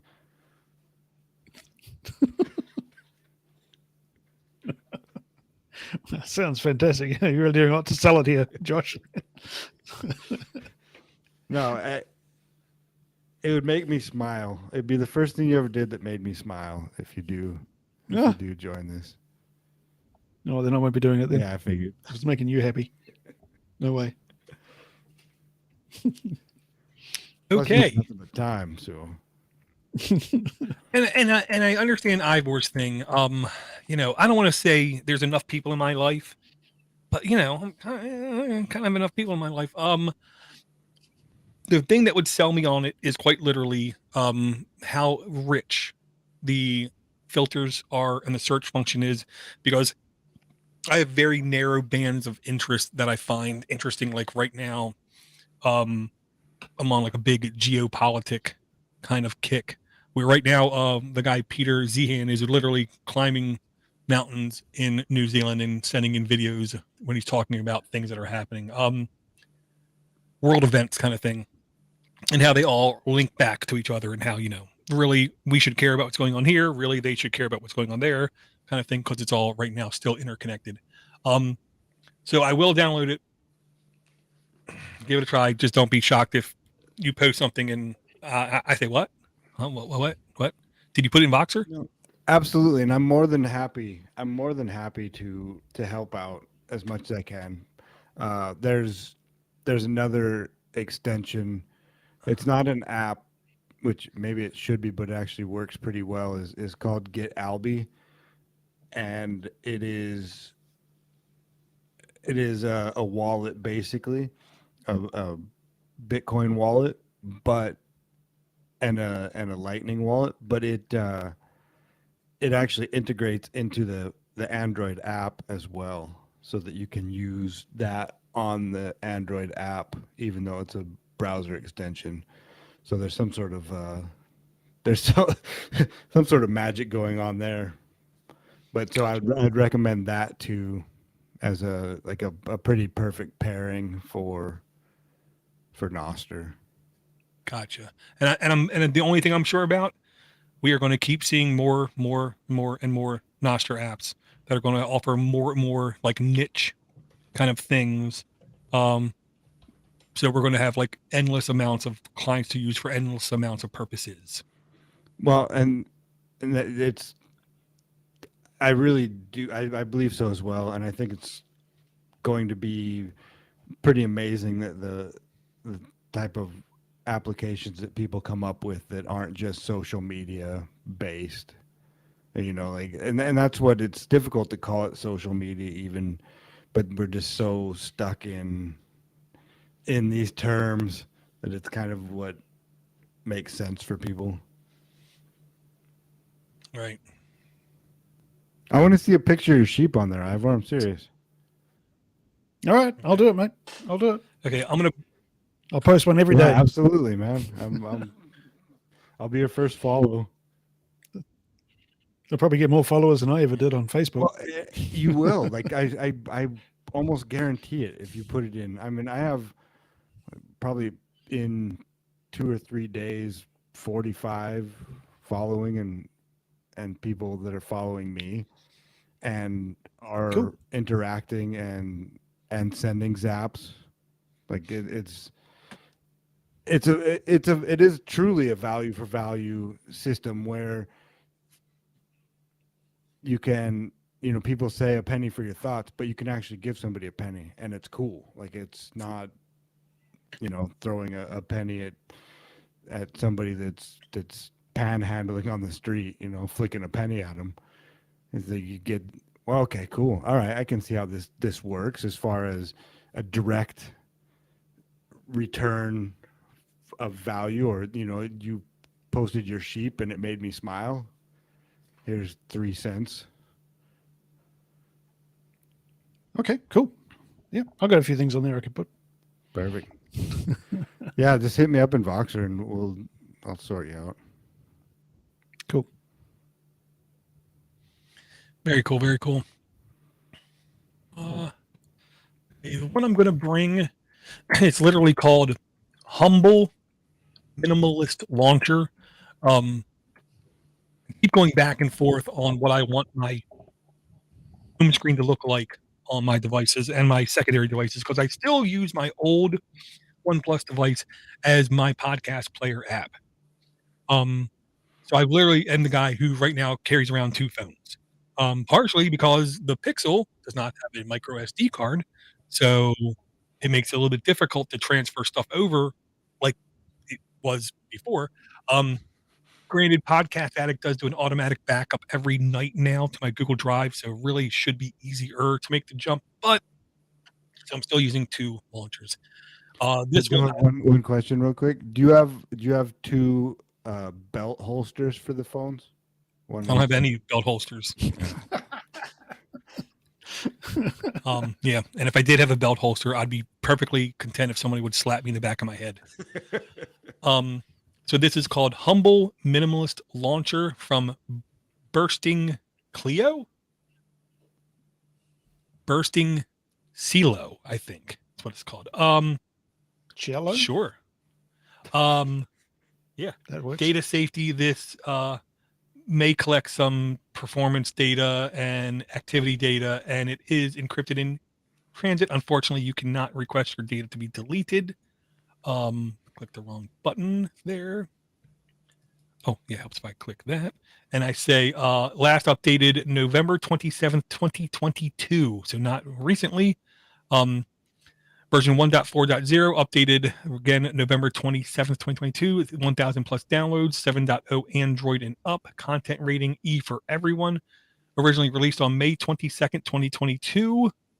App permissions, network access, view network access, and prevent device from sleeping, which is much less than most home screens need. Quite literally, it's just a list of apps with a time on it. Where you can click for the phone, click for the messaging, or just scroll to the apps. There's nothing more on this except for that. So you're saying you have two phones, right? Yes.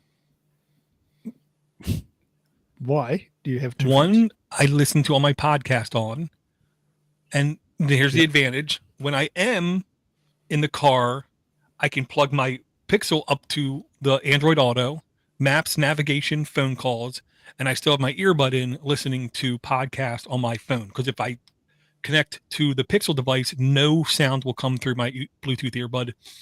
And honestly, it's clearer listening to a podcast on my earbud versus listening to it from car speakers or listening to it from the phone speaker. It seems always clearer when it's my earbud. So that's my excuse.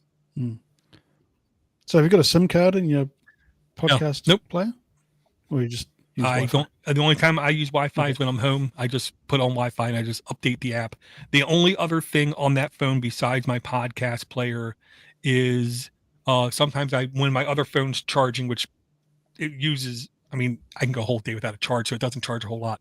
Every now and then I browse streams and post stuff to Get Pocket. So that's just really the only use for it. That and listening to podcast. Oh, and I use it as my night clock, where I can basically just start the phone, turn on the night clock, and I don't have to worry about any notifications or anything or any sleep timers or anything. I just click it, start it up, and then it is very light sensitive, and it will literally get so dark that it's like even in a pitch black room, there's like no light coming off of it. But you can easily read the time. Cool. No, I was just wondering if the Pixel had double SIM trays. No. Nope. To go with your dual belt holsters. Nope. Just a single SIM tray and no SD card slot, which really made me upset. But I'm giving this a go already, Dor.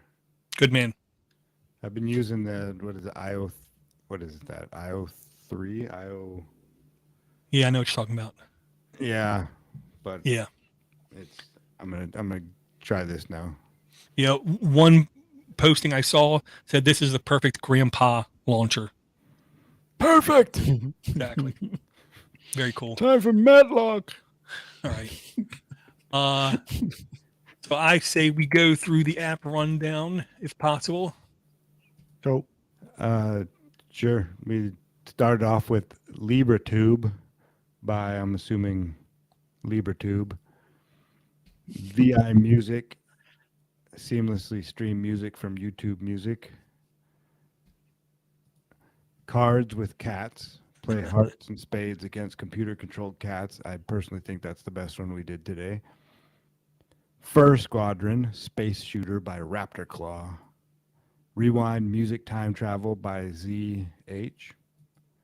Photo Compressor and Resizer by Pocket App Maker. The Lonely Hacker by The Lonely Developer, 1987. Shizuku by, Shin Rika. Amethyst by Vitor F. Pamplona. Humble Minimalist Launcher by Bursting Cielo. I think that was all of them. Very cool. Yep, that's right. Excellent. So I will say, if you want to send us an email, super easy, aaa@podnutz.com. You can send us a voicemail at 7076-PODNUTS. I can't believe I still remember that number off the top of my head. I'm like shocked. I still remember it. 7076-PODNUT. If you want to join us in chatting, we all are all active in Voxer. Voxer is a voice, text, image, basically chat group kind of thing that goes on. And if you have any, do you have any parting words there, Ivor? Oh, I'd just like to make a mention of the anniversary of Eric Ardini's passing from 4 years ago. So he died back on the 5th of April 4 years ago, and he was still with us. Not a lot of people have, I feel, changed me, kind of thing. There's no doubt in my mind, every moment I hung out with Eric, I became a better person. He definitely was a very good man. Yeah, he made people around him laugh, smile, and just be nicer than normal, kind of thing, even though we would sit there at conferences and just make fun of people. Except on taco night. Yeah. Oh, my goodness. Yeah, and he still owes you a round of disc golf. He sure does. If you can hear this, Eric, I'm planning on... well, which way did you go, buddy? Because I'm going to come find you. Yeah. Very cool. Do you have any parting words there, Josh? It's good to be back.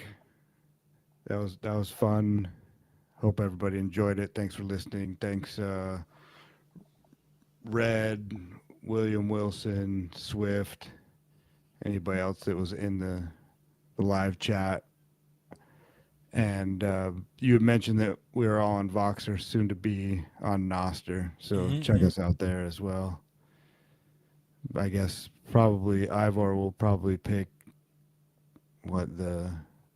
the Kiwi sheep farmer. Permaculture madness. Permaculture madness. Cool. Yeah. I'll throw it back to you, Dor. Very cool. I want to thank you guys for your patience with me and thank the listeners for the patience with the feed. The only promise I can give is that we're going to try to be more stable, more concrete, more consistent is the plan, the goal. A lot of stuff going on. My oldest now is going to be 18 here in less than a month and a half, getting ready to graduate high school. And I've heard this a really sad stat. The average 18-year-old, when he turns 18, has already spent 98% of his time with his parents that they're going to spend. AKA, now for the rest of his life, I'm only going to be able to see him 2% of his time. So I said to the wife, whenever he gets out, we're going to have to make it a point. Because I'll just put it like this. Some of his grandparents go out of their way every week to stop in, say hi, say what's up, talk to him. Other grandparents act like the kid doesn't even exist. We are not going to be the type of parent or grandparent that acts like the kid doesn't exist. We're going to basically annoy them to the nth degree until we die. So, but when he moves out, it's going to make at least my load around the house a little bit lighter. Then I have my 15-year-old, which I almost perfectly timed with my retirement and him hopefully getting out of the house to make sanity possible. So we'll have to see if that comes to fruition. Bottom line, the more patient you are with us, the better the end result will be. So thank you, listener. Thank you, subscriber. Thank you for downloading. Thank you for participating. With that, Ivor, Josh, thank you very much for the fantastic show. I love you guys, and I'll talk to you guys real soon. Cheerio. Cornflake.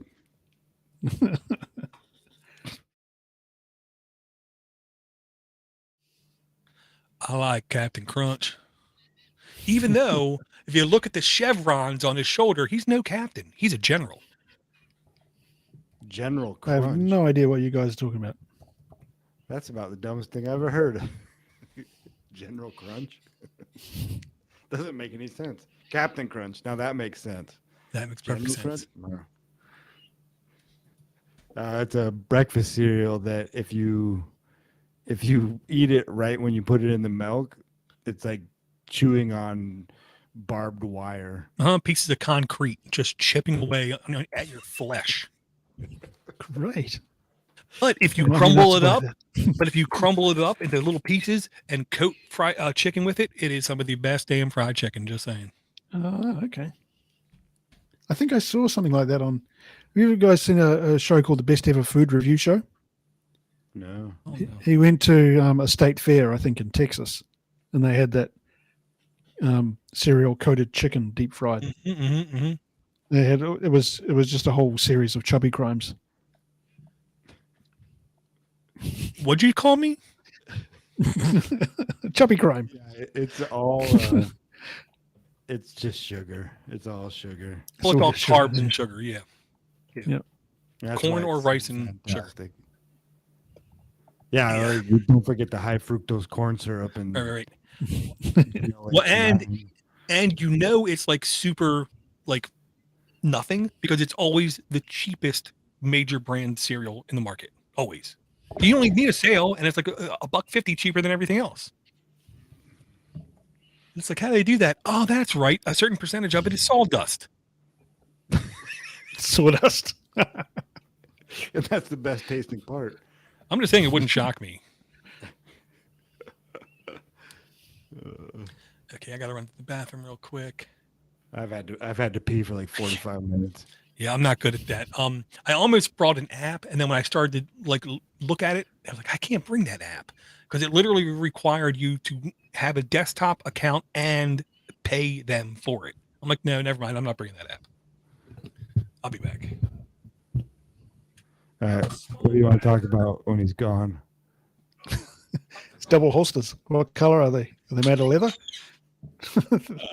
I'm pretty sure one's My Little Pony, but I couldn't get a good look at the other one. My Little Pony. Yeah. My Little Pony double holsters. Excellent.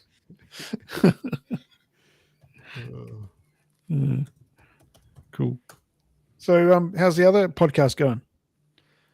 It's going. It's hard to sit down sometimes to do it. Yeah, I probably won't get one done tomorrow. But I'm thinking about starting another one. Okay. Just You're an overachiever then, aren't you? What's that? Achiever then, aren't you? Yeah, it's I don't know. Once I get started, it's fine. I mean, it's probably crap anyway, but it's much different riffing by yourself. Yeah, I mean, it's good you have other people if you have other people talking to you. Or maybe About people the topic would be fine too. Or anybody listening, yeah, people listening would be a good start, I suppose.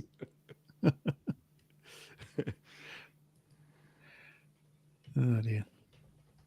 Oh man, I tell you what, I have new phone regret. So what did you get? You I got an Asus last week, but I must have missed it in my feed. Oh, okay. I got a Asus Zenfone 8 Flip. Oh no, okay. That was that okay. I never would have saw regret in that phone. Exactly. I made the cardinal mistake. I went for a phone with a gimmick. Yeah. It should be called the Asus Regret. The Asus Regret. The Asus Regret 5. Oh, so the biggest problem is the battery life. I need to charge it like 3 times a day. Well, stop just pushing the camera button over and over. See what it does. The thing's the size of a dictionary. It's about as thick as a bloody dictionary. It's heavy. Didn't come with a charger. No headphones. Can you hold it up again? I have to charge it 3 times a day. It always opens at the wrong time. It never opens when you want it to. It's like, and I spent $800 on it. Oh my god! Wow. Can you hold it up again? Can I see the dimensions of it? Is that in a case? Yeah, it's got a case. Yeah. Okay. Yeah. In the back. So then what? When you push the button, the top pops up or rotates around? Well, you press the camera button. I'll show you here. And you go into switch cameras to a selfie button. And that flips up. So that's quicker than I thought it was going to be. That's what she said. Yeah. If I had $1. You're destined for bad things with that, man. So it's the same phone. Okay, it makes more sense. So it's the same phone, but it just flips around to video you. Yeah. Oh, Jesus. Yeah, it's the same camera. So you're using the same camera. Right. basically. I thought you couldn't go and do anything any dumber. Yeah, it was one of the taglines was it has like the highest quality selfie cam in the market. Yeah, it's got a 52 megapixel bloody shooter. That's right.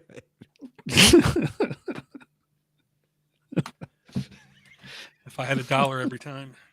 It's gonna be like 3 months until you push it, and you're just gonna hear this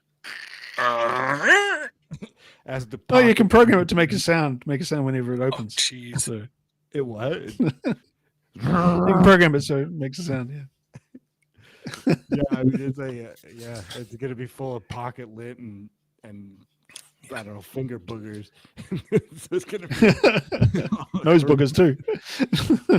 Yeah, I can tell you, I'm now like, I don't see myself ever putting a case on the phone again or a tempered glass protector because just don't drop the phone.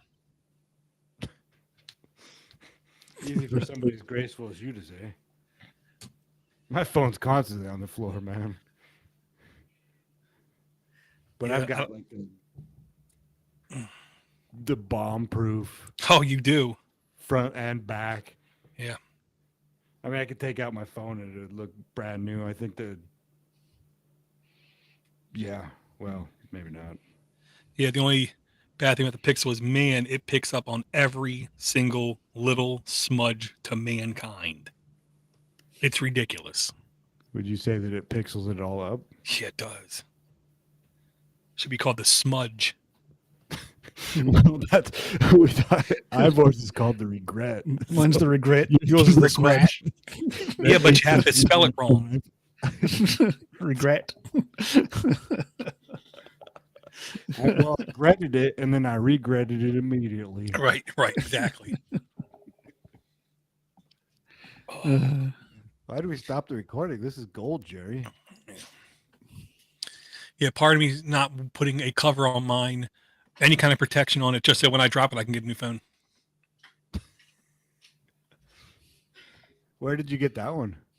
Oh, this was the one that the wife said she was sick and tired of me sitting in the car for sometimes like 2 minutes, loading up the maps, getting the navigation right before moving. So she just went on Valentine's Day and said, "Here, shut up." Cool. It works. And to be honest, I completely forgot about Graphene OS until we got the email. So I'm toying with the idea of trying it, but it's one of those things you have to have a goal in mind. What's your goal besides just replacing the OS? You know what I mean? Do you really, because like there's certain things with navigation, I don't have a choice. I mean, there are like showstoppers as far as I'm concerned. The Google Maps navigation is still literally second to none. There is nothing else out there I've ever witnessed that even comes remotely close to that. So, Yeah, it's OpenStreetMap just doesn't, it's just not quite the same. No, and I remember having my Nokia N100. That's going back, where I had OpenStreetMaps on my phone for navigation from here to Philadelphia for the oh man, can't remember the name of the conference. It was like Open Fest. No, something like Open Source Initiative or something like that. Nerd Fest. Oh, it was. This was the conference where the guy, oh my God, the Steeple and the Bazaar, that guy who wrote the book, a big open source guy from the beginning, not quite an RMS level of nerddom, but this guy was right there behind him. Didn't he get done for like sexual abuse? That recently? was Richard Stallman, not this guy. Oh, Stallman. Yeah. This guy I'm talking about was the Chapel and Bazaar, the Steeple and the Bazaar, his name. And we were there in the conference, and I'm sitting there like this, just the square in the tower. No. Sorry. Sitting there like this, and I was talking to Link from the Linux Link Tech Show. Oh, I thought you were going to say Zelda. Oh, no. And then somebody else was sitting there talking to me, and then that guy came in the room, and as soon as I saw his face, it's painfully obvious. It's like 2 PM. This guy's blitzkrieged, like completely drunk. And half a second later, he literally trips on nothing.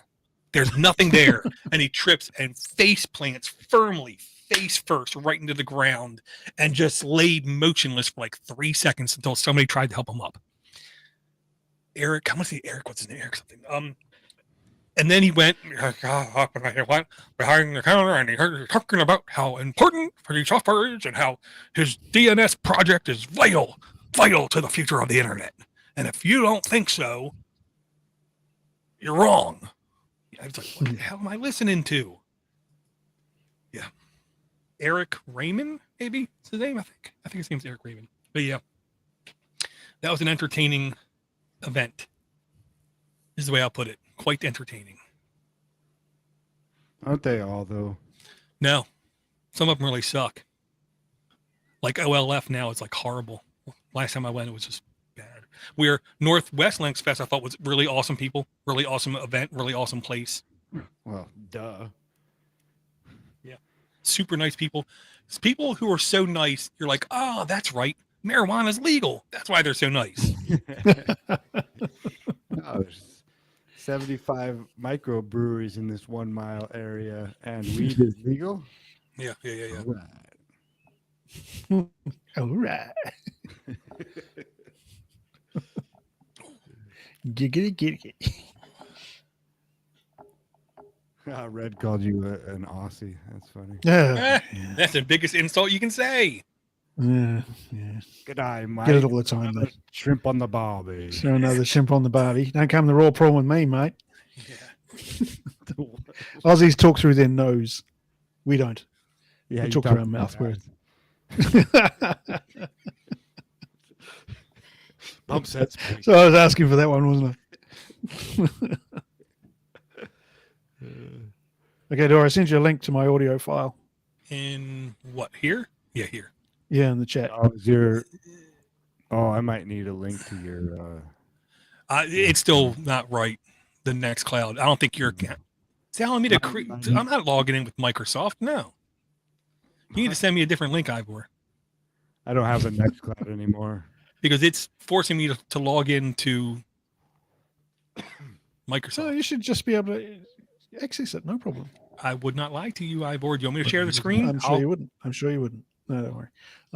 What about Google Drive? Well, no. There's a way you can say share it. I don't want to say anonymously. I can't remember the right word. But there's a way you can share it to where it doesn't require login access. Because I've downloaded it before when you did it. I know. Yeah. Because for a split second before it asked me to log in, I see the right screen. No, I'll try and manage access.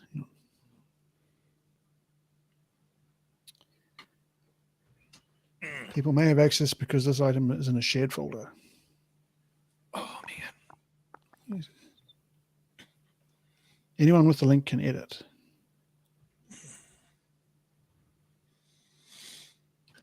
Yeah, and I didn't realize the GNU Northeast Linux Fest. I was shocked. It hasn't had that hasn't had an event now for like 10 years. I'm like, wow, okay. Which one? The one up where Jonathan was doing it in Cambridge. What's it called though? GNU Linux Fest Northeast. Yeah, I believe that's what it was. I think that's right. Yeah.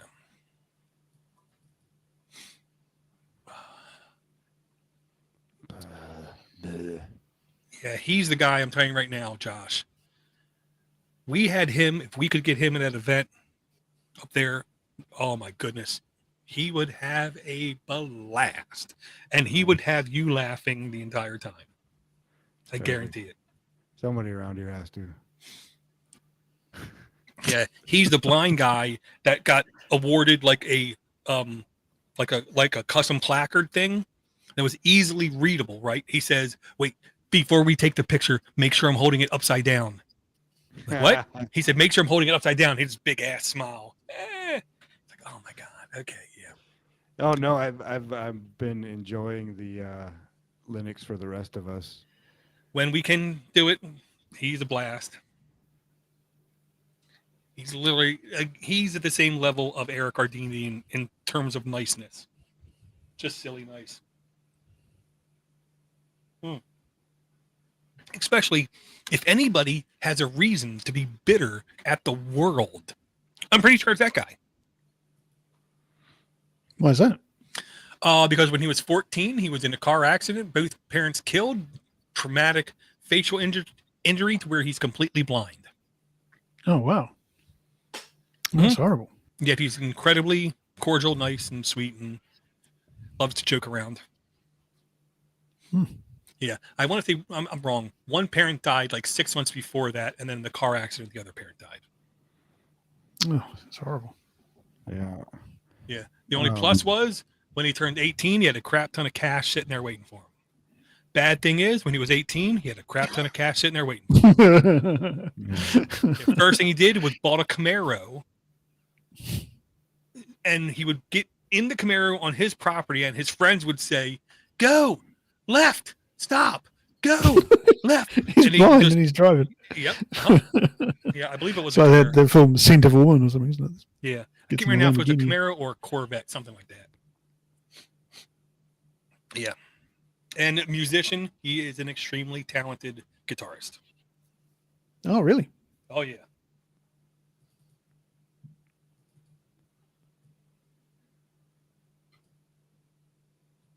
So no new link, Ivor, or I should try the same one. So I'm just uploading it to Google Drive. Try the same one again. Yeah, still asking me to sign in. Ask me to create one. Sign in with GitHub.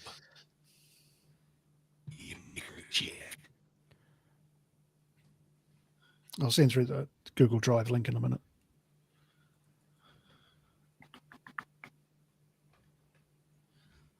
Oh my goodness, head killing me. Yeah, I will say they changed my blood pressure meds. Now changed it 3 times since January. And one of the changes literally went from having a headache every day to now I maybe have a headache like once every 2-3 weeks. So I'll take that. Well, that's good. Yeah. Yeah, but they had a hell of a time getting my blood pressure to be below 170, like over 120.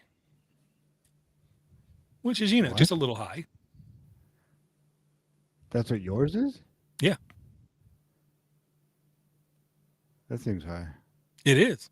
And it's directly proportional to my weight, because when I was down to 190 with no blood pressure meds, it was like 117 over 87. That's better. It's like, yeah. Now that I'm 220, can't get it down. And literally for like 6 months, I was eating around 600 to 900 calories a day, and I still wasn't losing weight. Whoa. And I was going to bed every night starving, and I still wasn't losing weight. Gerbil can live on that.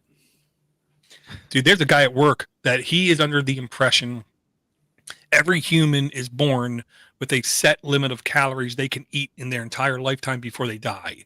So he literally eats like 400 calories a day, and he looks like a cancer patient. I mean, I've known him for a decade, so I know he doesn't have cancer because he'd be dead by now. But it's like, wow, man, I could literally like almost put like one hand around parts of his body I shouldn't be able to put one hand around. Okay. Thanks for going there, Josh. Thanks. That's just silly. Gutter boy. I guess it could be worse. My wife could have heard me say it.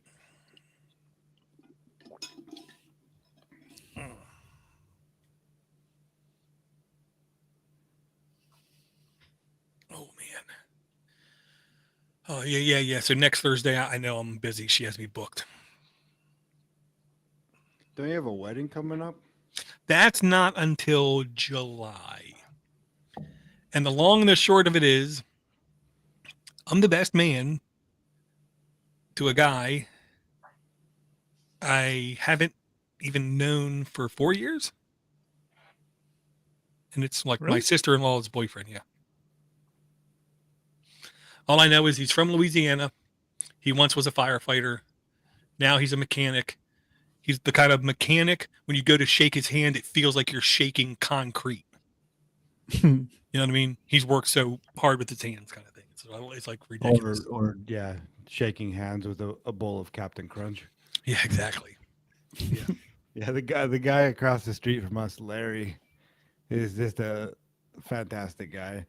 He's missing one of his fingers from a farming accident, but he's been farming forever, and his fingers are like sausages. I don't even think I can get my hand around. Like it's insane. And sometimes I'll send him a text and just get jumbled response back, and he's like, "Wow, these fat fingers aren't made for texting." Like, yeah, I can see that. I guess it's a good thing you're not a dentist or a proctologist, Ivor. Oh man. Yellow.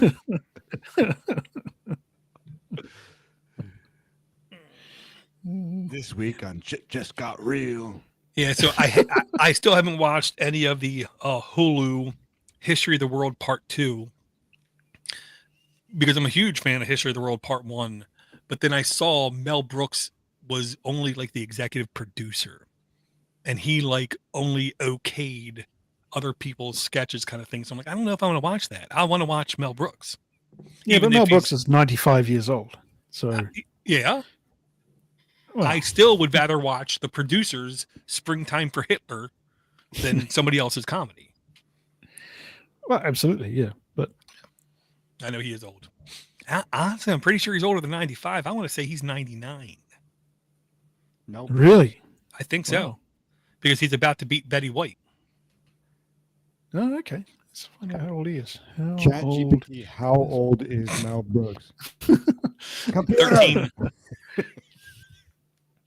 That's so great. The IT crowd. It's like, oh, I just made your computer voice activated. Computer, turn on. Computer. He's 98 years old. 98. He Okay. was born in 1926. Man. I still like watching interviews with him just because he now is at that age, clearly, where he doesn't care. But the thing was, he never did care. You know what I mean? He was the guy who would make fun of everybody from his own religion and culture to, anybody else, kind of thing. Yeah, and he did it at a time, like he sort of rode all the way through all the canceling and everything. Mm-hmm. I mean, there's, the Blazing Saddles, there's no chance. But somehow, I don't know, I haven't even really heard of Mel Brooks' name in any of these scandals or anything like that, because people have the memory of a goldfish. Like, it didn't happen last week, then. And I would love to see somebody try to cancel Mel Brooks. That would be hysterical. It would be, yeah. He's been married to the same woman for years and years, hasn't he? For No. She's dead. Yeah. But he was married to her for like forever before she died. Anne Bancroft was her name. She was. Oh, Anne Bancroft. Smoking hot. Smoking hot. And he said, I don't know how I got her. And she said, it's because he wouldn't leave me alone. One day he said hi, and then he said, hey. And then she said, I'm going to go get something to eat. I'm hungry. I need to go get something to eat too. And she was like, he wouldn't leave me alone. So I had no choice. Yeah, she was way. I mean, talk about somebody who really above their pay grade. Mel Brooks, extremely over his pay grade. Outkicked his coverage. Yeah, unbelievably, man. And he was like, He was married to Florence Baum in 1953 and they divorced in 1962. Yeah, that was the first. And then he married Anne Bancroft in 1964 and she died in 2005. Yeah, 2005. I remember an interview right after she died and it was like, whoa, man. Yeah. Painful. Okay, public audio raw. Convert. Save. File being saved now, Ivor.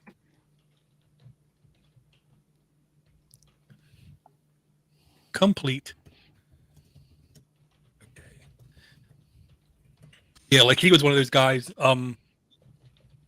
when he said when she died, nah, I'm pretty much done. There's no replacing her. And I watched a really good special right after the release of the movie To Be and Not to Be. To Be or Not to Be. I don't know if you've ever seen that movie from Mel Brooks, but it's one of his movies that was not a hit, but it was insane because what it was a movie from like 1948 about the invasion of Germany into Poland. Okay. A serious movie, no comedy really in it at all. He took that movie and almost verbatim, the exact same dialogue, the exact same words were spoken, yet it was a comedy. And he was a manager of a theater, and his girlfriend wife was the main actress, and it was about her cheating on him. And then how Germany came in and basically leveled the place, and it was a comedy.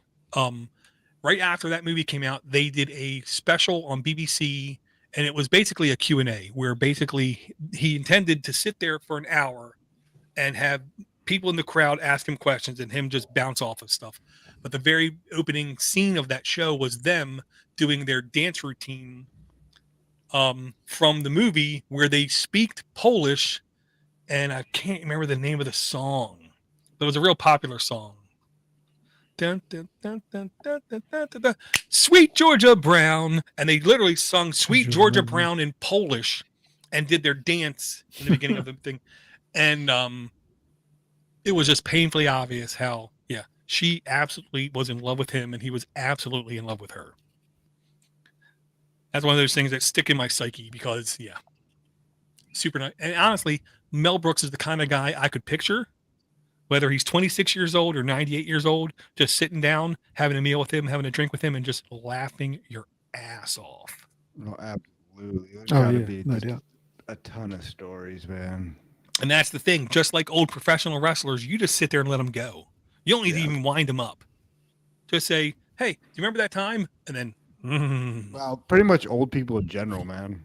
Like just light the primer and stand back. That's one of my dream podcasts I keep wanting to do. There's literally a retirement center 30 minutes down the road, literally like 16,000 people in there or something. There's some huge amount of people in it.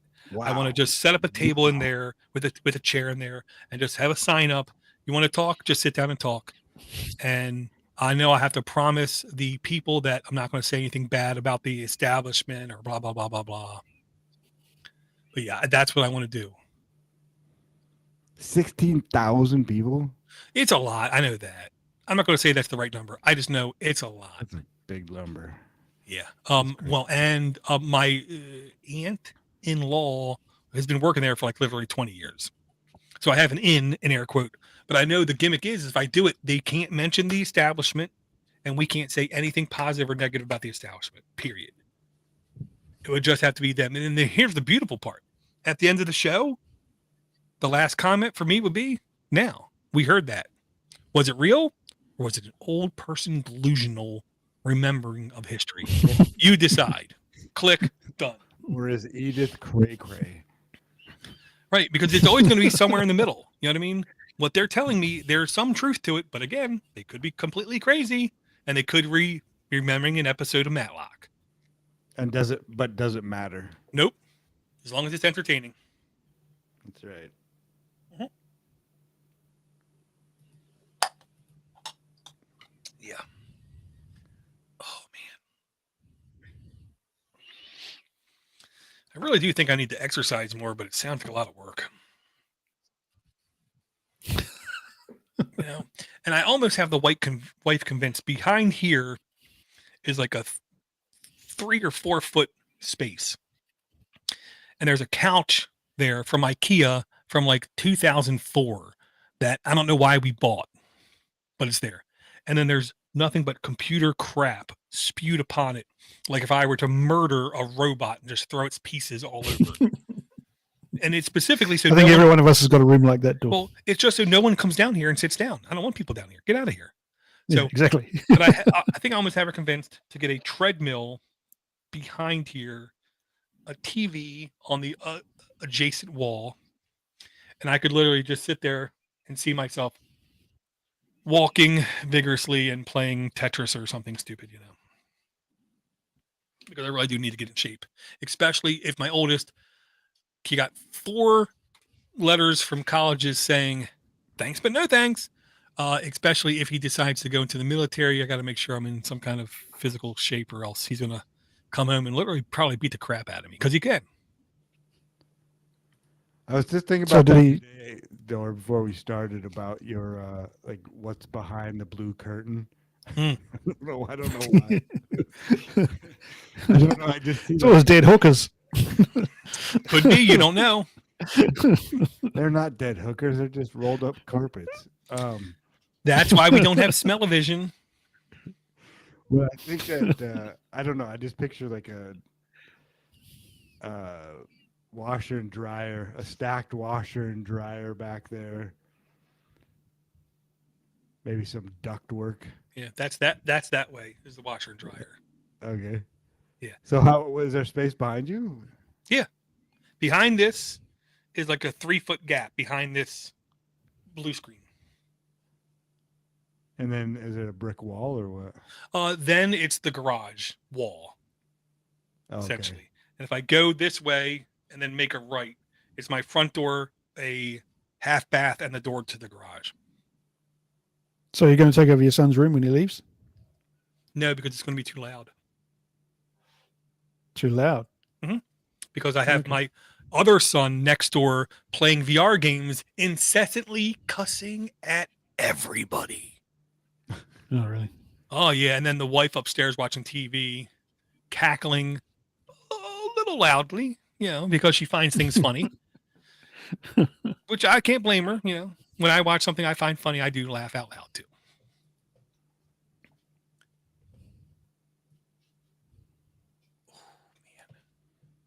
And yeah, Red is right. If History of the World or Blazing Saddles was released today, ooh, the anger. Yeah, no way. The anger. And I do remember right now, All in the Family, season 1, I want to say 16 episodes. They deemed 14 of the episodes are unpublishable by today's standards.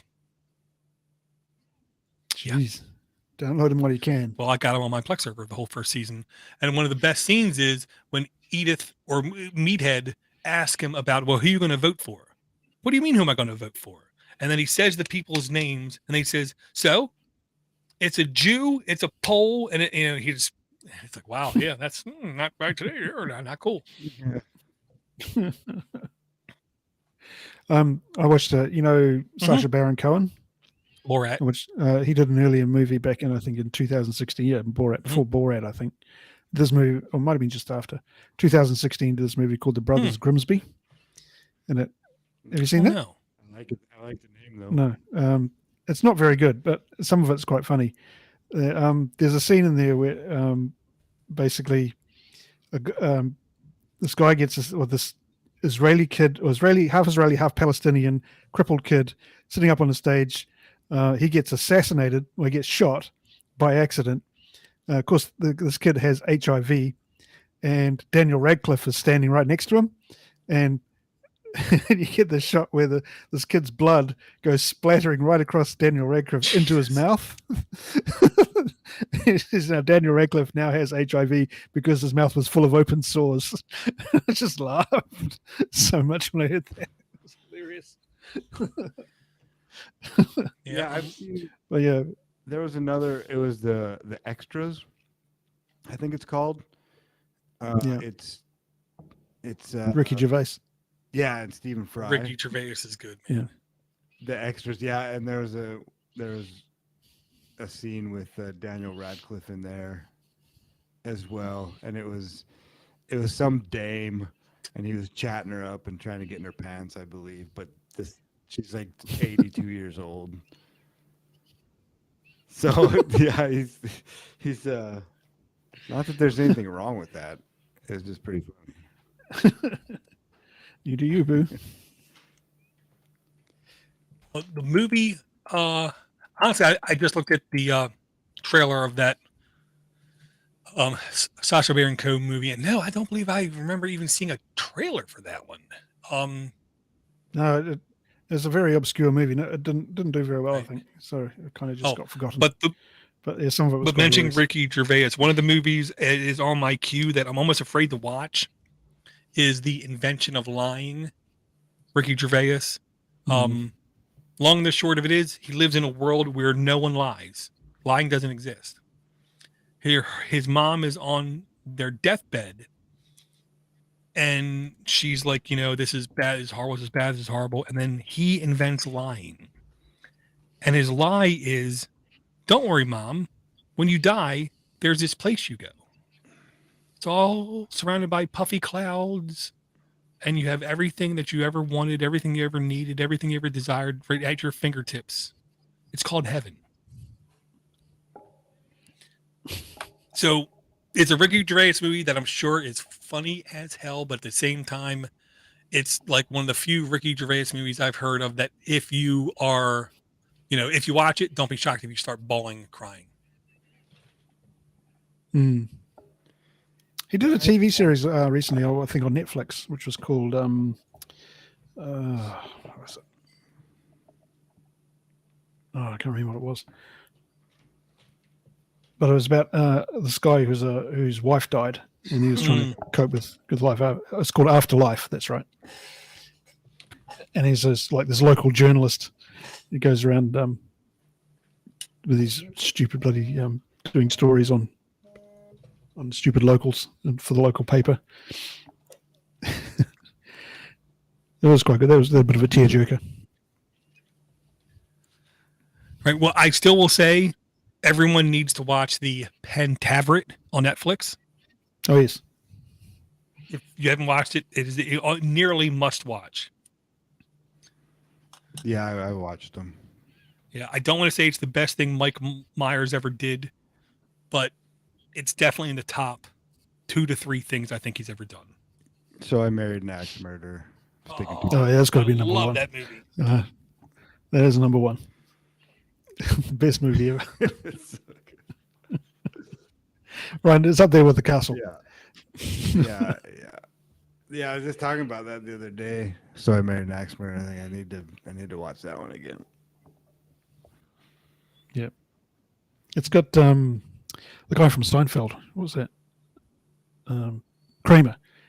It's got the actor who played Kramer. So he got his debut, I think, in that movie. No, I think it was his first one of his first movies. UHF was his was it? movie.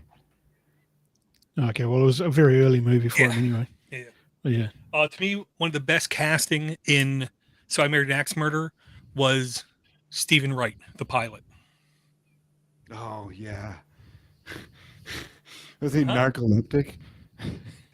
He was narcoleptic. He was falling asleep while flying. Yes, that is a movie that like me and my wife still to this day we like quote because it's such a good movie. We got Piper down.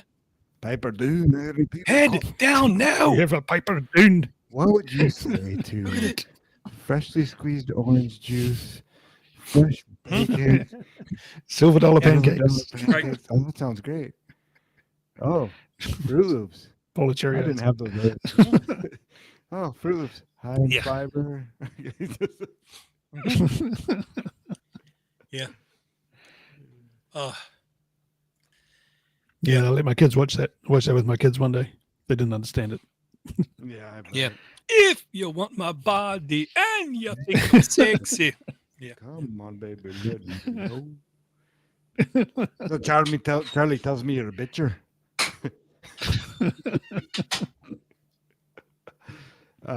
What? Yeah. A bitcher. Oh, and I love how handsy the mom's was. It was like great. And I loved the cop and the chief rapport. Oh yeah. He's trying to be the bad chief. Oh my God. Angry chief. So funny. Oh man. Did you get new headphones, Dor? No, these are Bluetooth ones that I use when I want to walk around. Basically, these are my son's old ones that he wouldn't stop picking at, my youngest son, to where he destroyed all the cushions on them and they were all gone. So I literally we bought him new headphones. Then I realized I could just buy replacement cushions and just snap them on. These are $80 headphones, so I might as well use them. You know, kind of thing. When I took the coding boot camp, we were working all in it together, and I ended up I bought these. Oh yeah, which have been pretty fantastic. More than $80, but really good noise canceling. Yeah, and that was the thing. We had to upgrade his headphones to noise canceling headphones because, just say in school with noise canceling headphones, when it got loud, he was able to at least drown out the noise, because it turns out when he's in an extremely noisy area, ooh, he is really, really mean. Yeah. So now he's in a school where it's really, really, really quiet, and all the teachers are like, "Oh my God, he's so sweet. He's so nice." Where before I would get calls, yeah, your son flipped a desk and he threw a chair at a teacher. It's like, my son? Really? Oh, okay. I'm not gonna say you're wrong, but okay. Was it at least a folding chair? I mean, we like. Nope. Is he wrestling? Yeah, exactly. Nope. It was like the 30-pound school chairs that are so heavy you really shouldn't be able to pick them up in the roll. Wow. Well, at least he's strong. But he's now 15 years old. He's like up to here on me, and he thinks he can take me out. I think it's hysterical. Dude, you might be, and he technically weighs 5 pounds more than me. I'm like, dude, if you don't know how to move, it doesn't matter how much bigger you are than me. You don't have old man strength. Exactly. Yeah. That like Strength of core. will. Yeah. It's always great though when people realize that, like, oh, okay, yeah, you've got 45 years of walking. You've gotten out of bed how many times? Holy hell, Jesus. Okay. Yeah. So those Sennheisers are good headphones, actually, Josh. We've got my oldest daughter, some of those, and they've got a function on them where they're active noise cancelling all the time. But if they detect a noise coming towards them, they'll shut off the noise cancelling, so you can hear what's being said without having to remove the headphones. Yeah, these don't have that. It has to be above a certain level if you have to talk loudly or something. Yeah, I'm not sure how it works, but apparently there's a switch you can have which monitors the external noises and will turn it off if there's a loud noise. I just noticed my white balance makes me look blue compared to you guys. I thought you were a Smurf. So let me see. Smurf. Now it's into 3,200. Let's try 3,500. Are you sure He has big white beard. pressure at all, Door? Or maybe your blood pressure is way low. Yeah. Change your medication again. Go back to the Let's old stuff. try 3,700. I probably look like a tomato. Everyone looks like he's got a spray tan. We're all just bad misfits. No, it's called natural sunlight.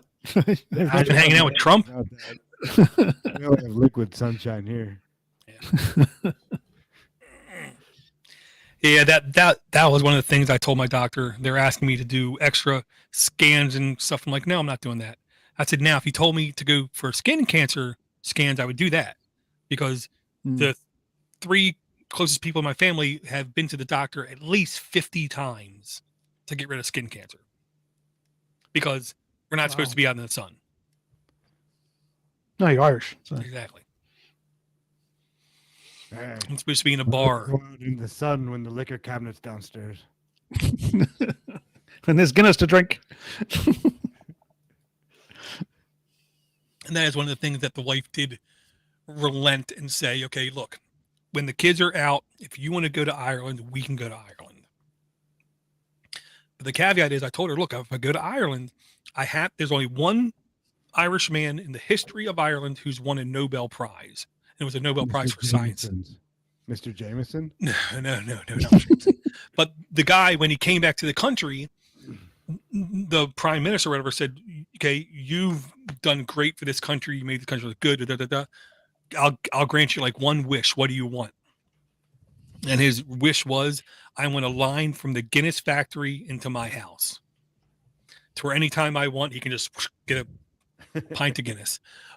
So since he's died, they turned his house into a museum for the science that he did. But you can also walk up at no price and get a fresh, right from the factory, pint of Guinness. So I would like to go there. There was I think it was it Bruges? It might have been Bruges. And there was a brewery in the middle of town, and it piped beer out of town because they couldn't drive, or they weren't allowed to drive beer trucks on the cobblestone roads. Right. Mm-hmm. And so under the ground there was just, I don't know, 4-inch, 6-inch pipes pumping beer out. I believe it. Never more in my life wanted a jackhammer. Yeah. Oh, well. Yeah. I have more than a couple of friends who do their own, like, at home brewing a beer. They tried to get me into it. Man, every time it messed up so bad, completely undrinkable. Yeah, most home brew is. I did cider for a while. Man, that was terrible stuff. Well, one thing I learned about cider was here in the U.S. when we first did the making all beer, all alcohol illegal, they literally went around and they killed 80% of the species of apple trees here in the U.S. Because we used to be basically the apple capital of the world. Man. The apple capital. Word's bad. Too much. So now too much there's vodka, mate. right. So now there's a couple guys, and I want to say it was some Midwestern college where they're literally trying to recreate what some of those lost apples were. Oh, okay. Yeah, interesting stuff is what I'll say. And I will say, yeah, with cider, it does seem extremely touchy to get the taste just right. Yeah, well, it's one of the easiest things to make in terms of fermentation. You don't need anything. You just squeeze the apples and then leave it. Basically, it'll ferment on its own. You don't even need to add yeast or sugar. It'll just do it all itself because it's naturally high in its own sugar. It's got a lot of yeast on the apple skins. You just need to make sure you filter it properly. And if you haven't got the right filtering gear, then you end up with a bit of a mess. You've got to stop it fermenting at the right time as well. Otherwise, it ends up about 25% alcohol. Yeah, extremely into the champagne range at that point. Yeah, exactly. Yeah, and then it has a tendency to explode if it gets over fermented as well. So. Well, and that was one thing. You cannot use glass bottles with hard caps. You always have to use either plastic bottles that can flex, or you have the caps that can vent out. No, it doesn't matter. It doesn't matter about the flex door. You always need the airlock. Yeah. Well, the one guy was using plastic bottles, but he said, like, literally every 16 hours he had to go in and. It was ridiculous. You have to do that, otherwise you're toast. There's some good stories though.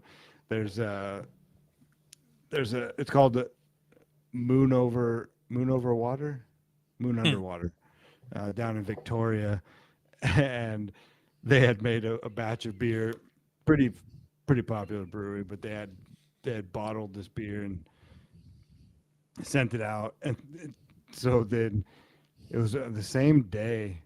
A couple different liquor stores, the lid started blasting off of these things and like hitting the ceiling of the liquor store. Damn, out of control. And that's the over fermentation. Yep. That you're talking about, Ivor. Like somehow there must have been sugar added to the bottles, or the yeast wasn't filtered out well enough, or something. It wasn't shocked right. Yeah. It just blew up. But you don't need yeast for beer either. There's what was it? It was Homer Brewing Company in Alaska. We went up there, and they had these huge open fermenters, and it just, you could flick a booger in it. Right? Like it was just So that is what. Yeah. Well, there's heaps of natural yeast floating about in the air. That would all just do the job just Yeah, as well. when it comes to like the German beers, I can't remember what the kind is. There's two. I want to say it's. Man, I can't remember. I want to say it was when back in the day when it was a lager, it was room temperature, open aired, and it would literally just suck the yeast out of the air.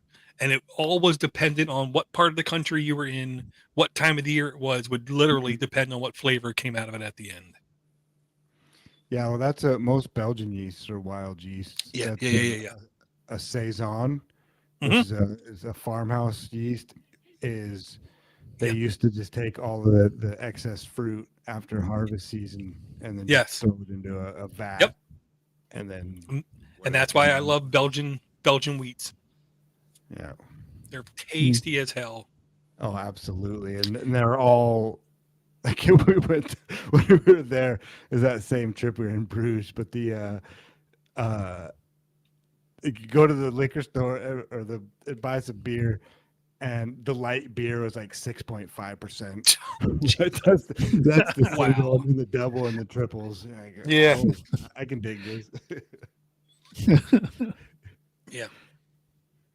Yeah, to me, the wheat beers are the ultimate lawnmower beer. I mean, the Hefeweizens. Yeah, that's because the grass is still in the bottle. Exactly. Yeah, the amount of particulates in a Hefeweizens is like ridiculous. If you were to filter it out, it would be like, oh man, it would be the beginning culture of marmalade or what's it called, Marmite. Oh yeah. You know, like the SCOBY from a kombucha. Yeah. Yeah, well, that is a byproduct of the brewing process, Marmite and Vegemite.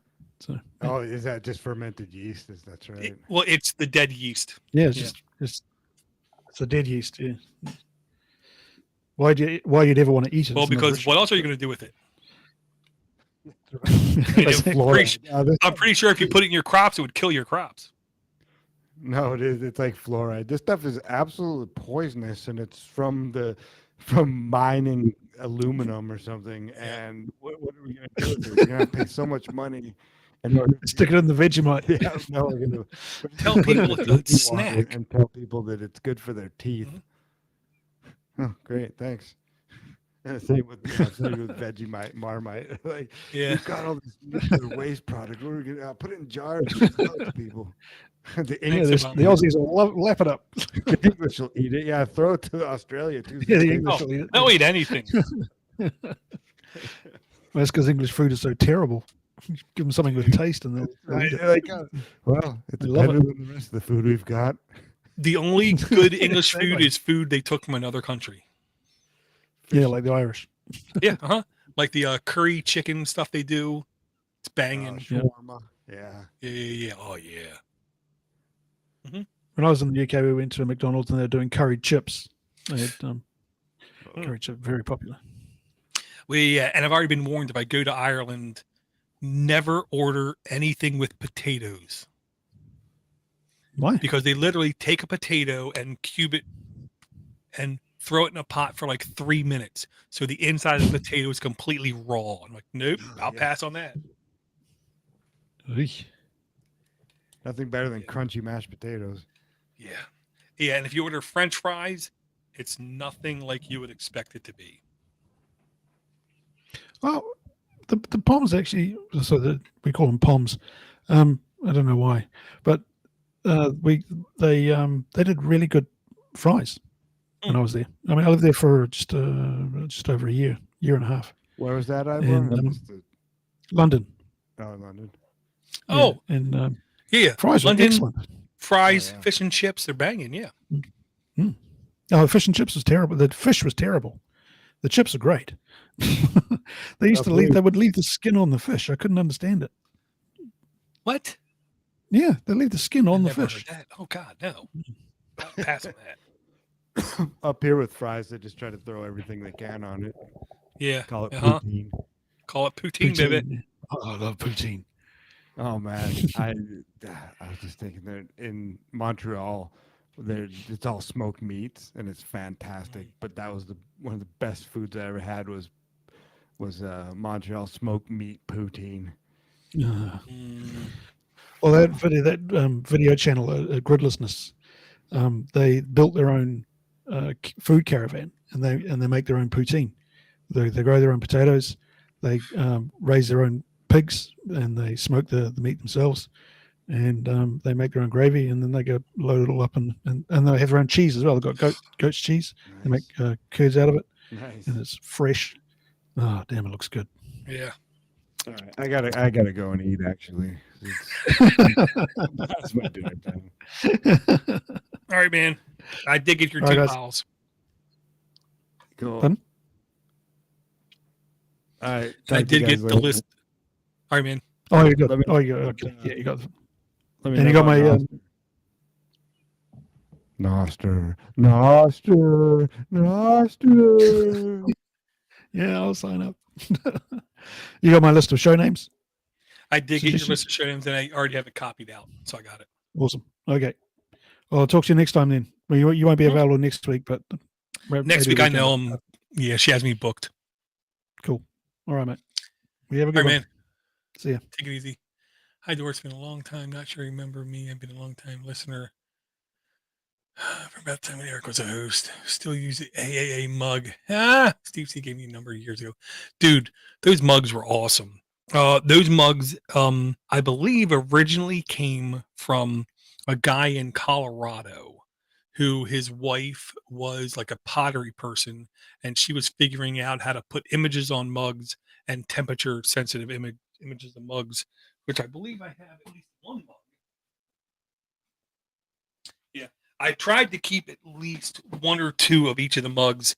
This one is Mini PC on that side, and Linux for the rest of us on that side. But yeah, I love the mugs. They're absolutely quality. And yeah, mugs by T. Joe right there on it, kind of thing. Good stuff, man.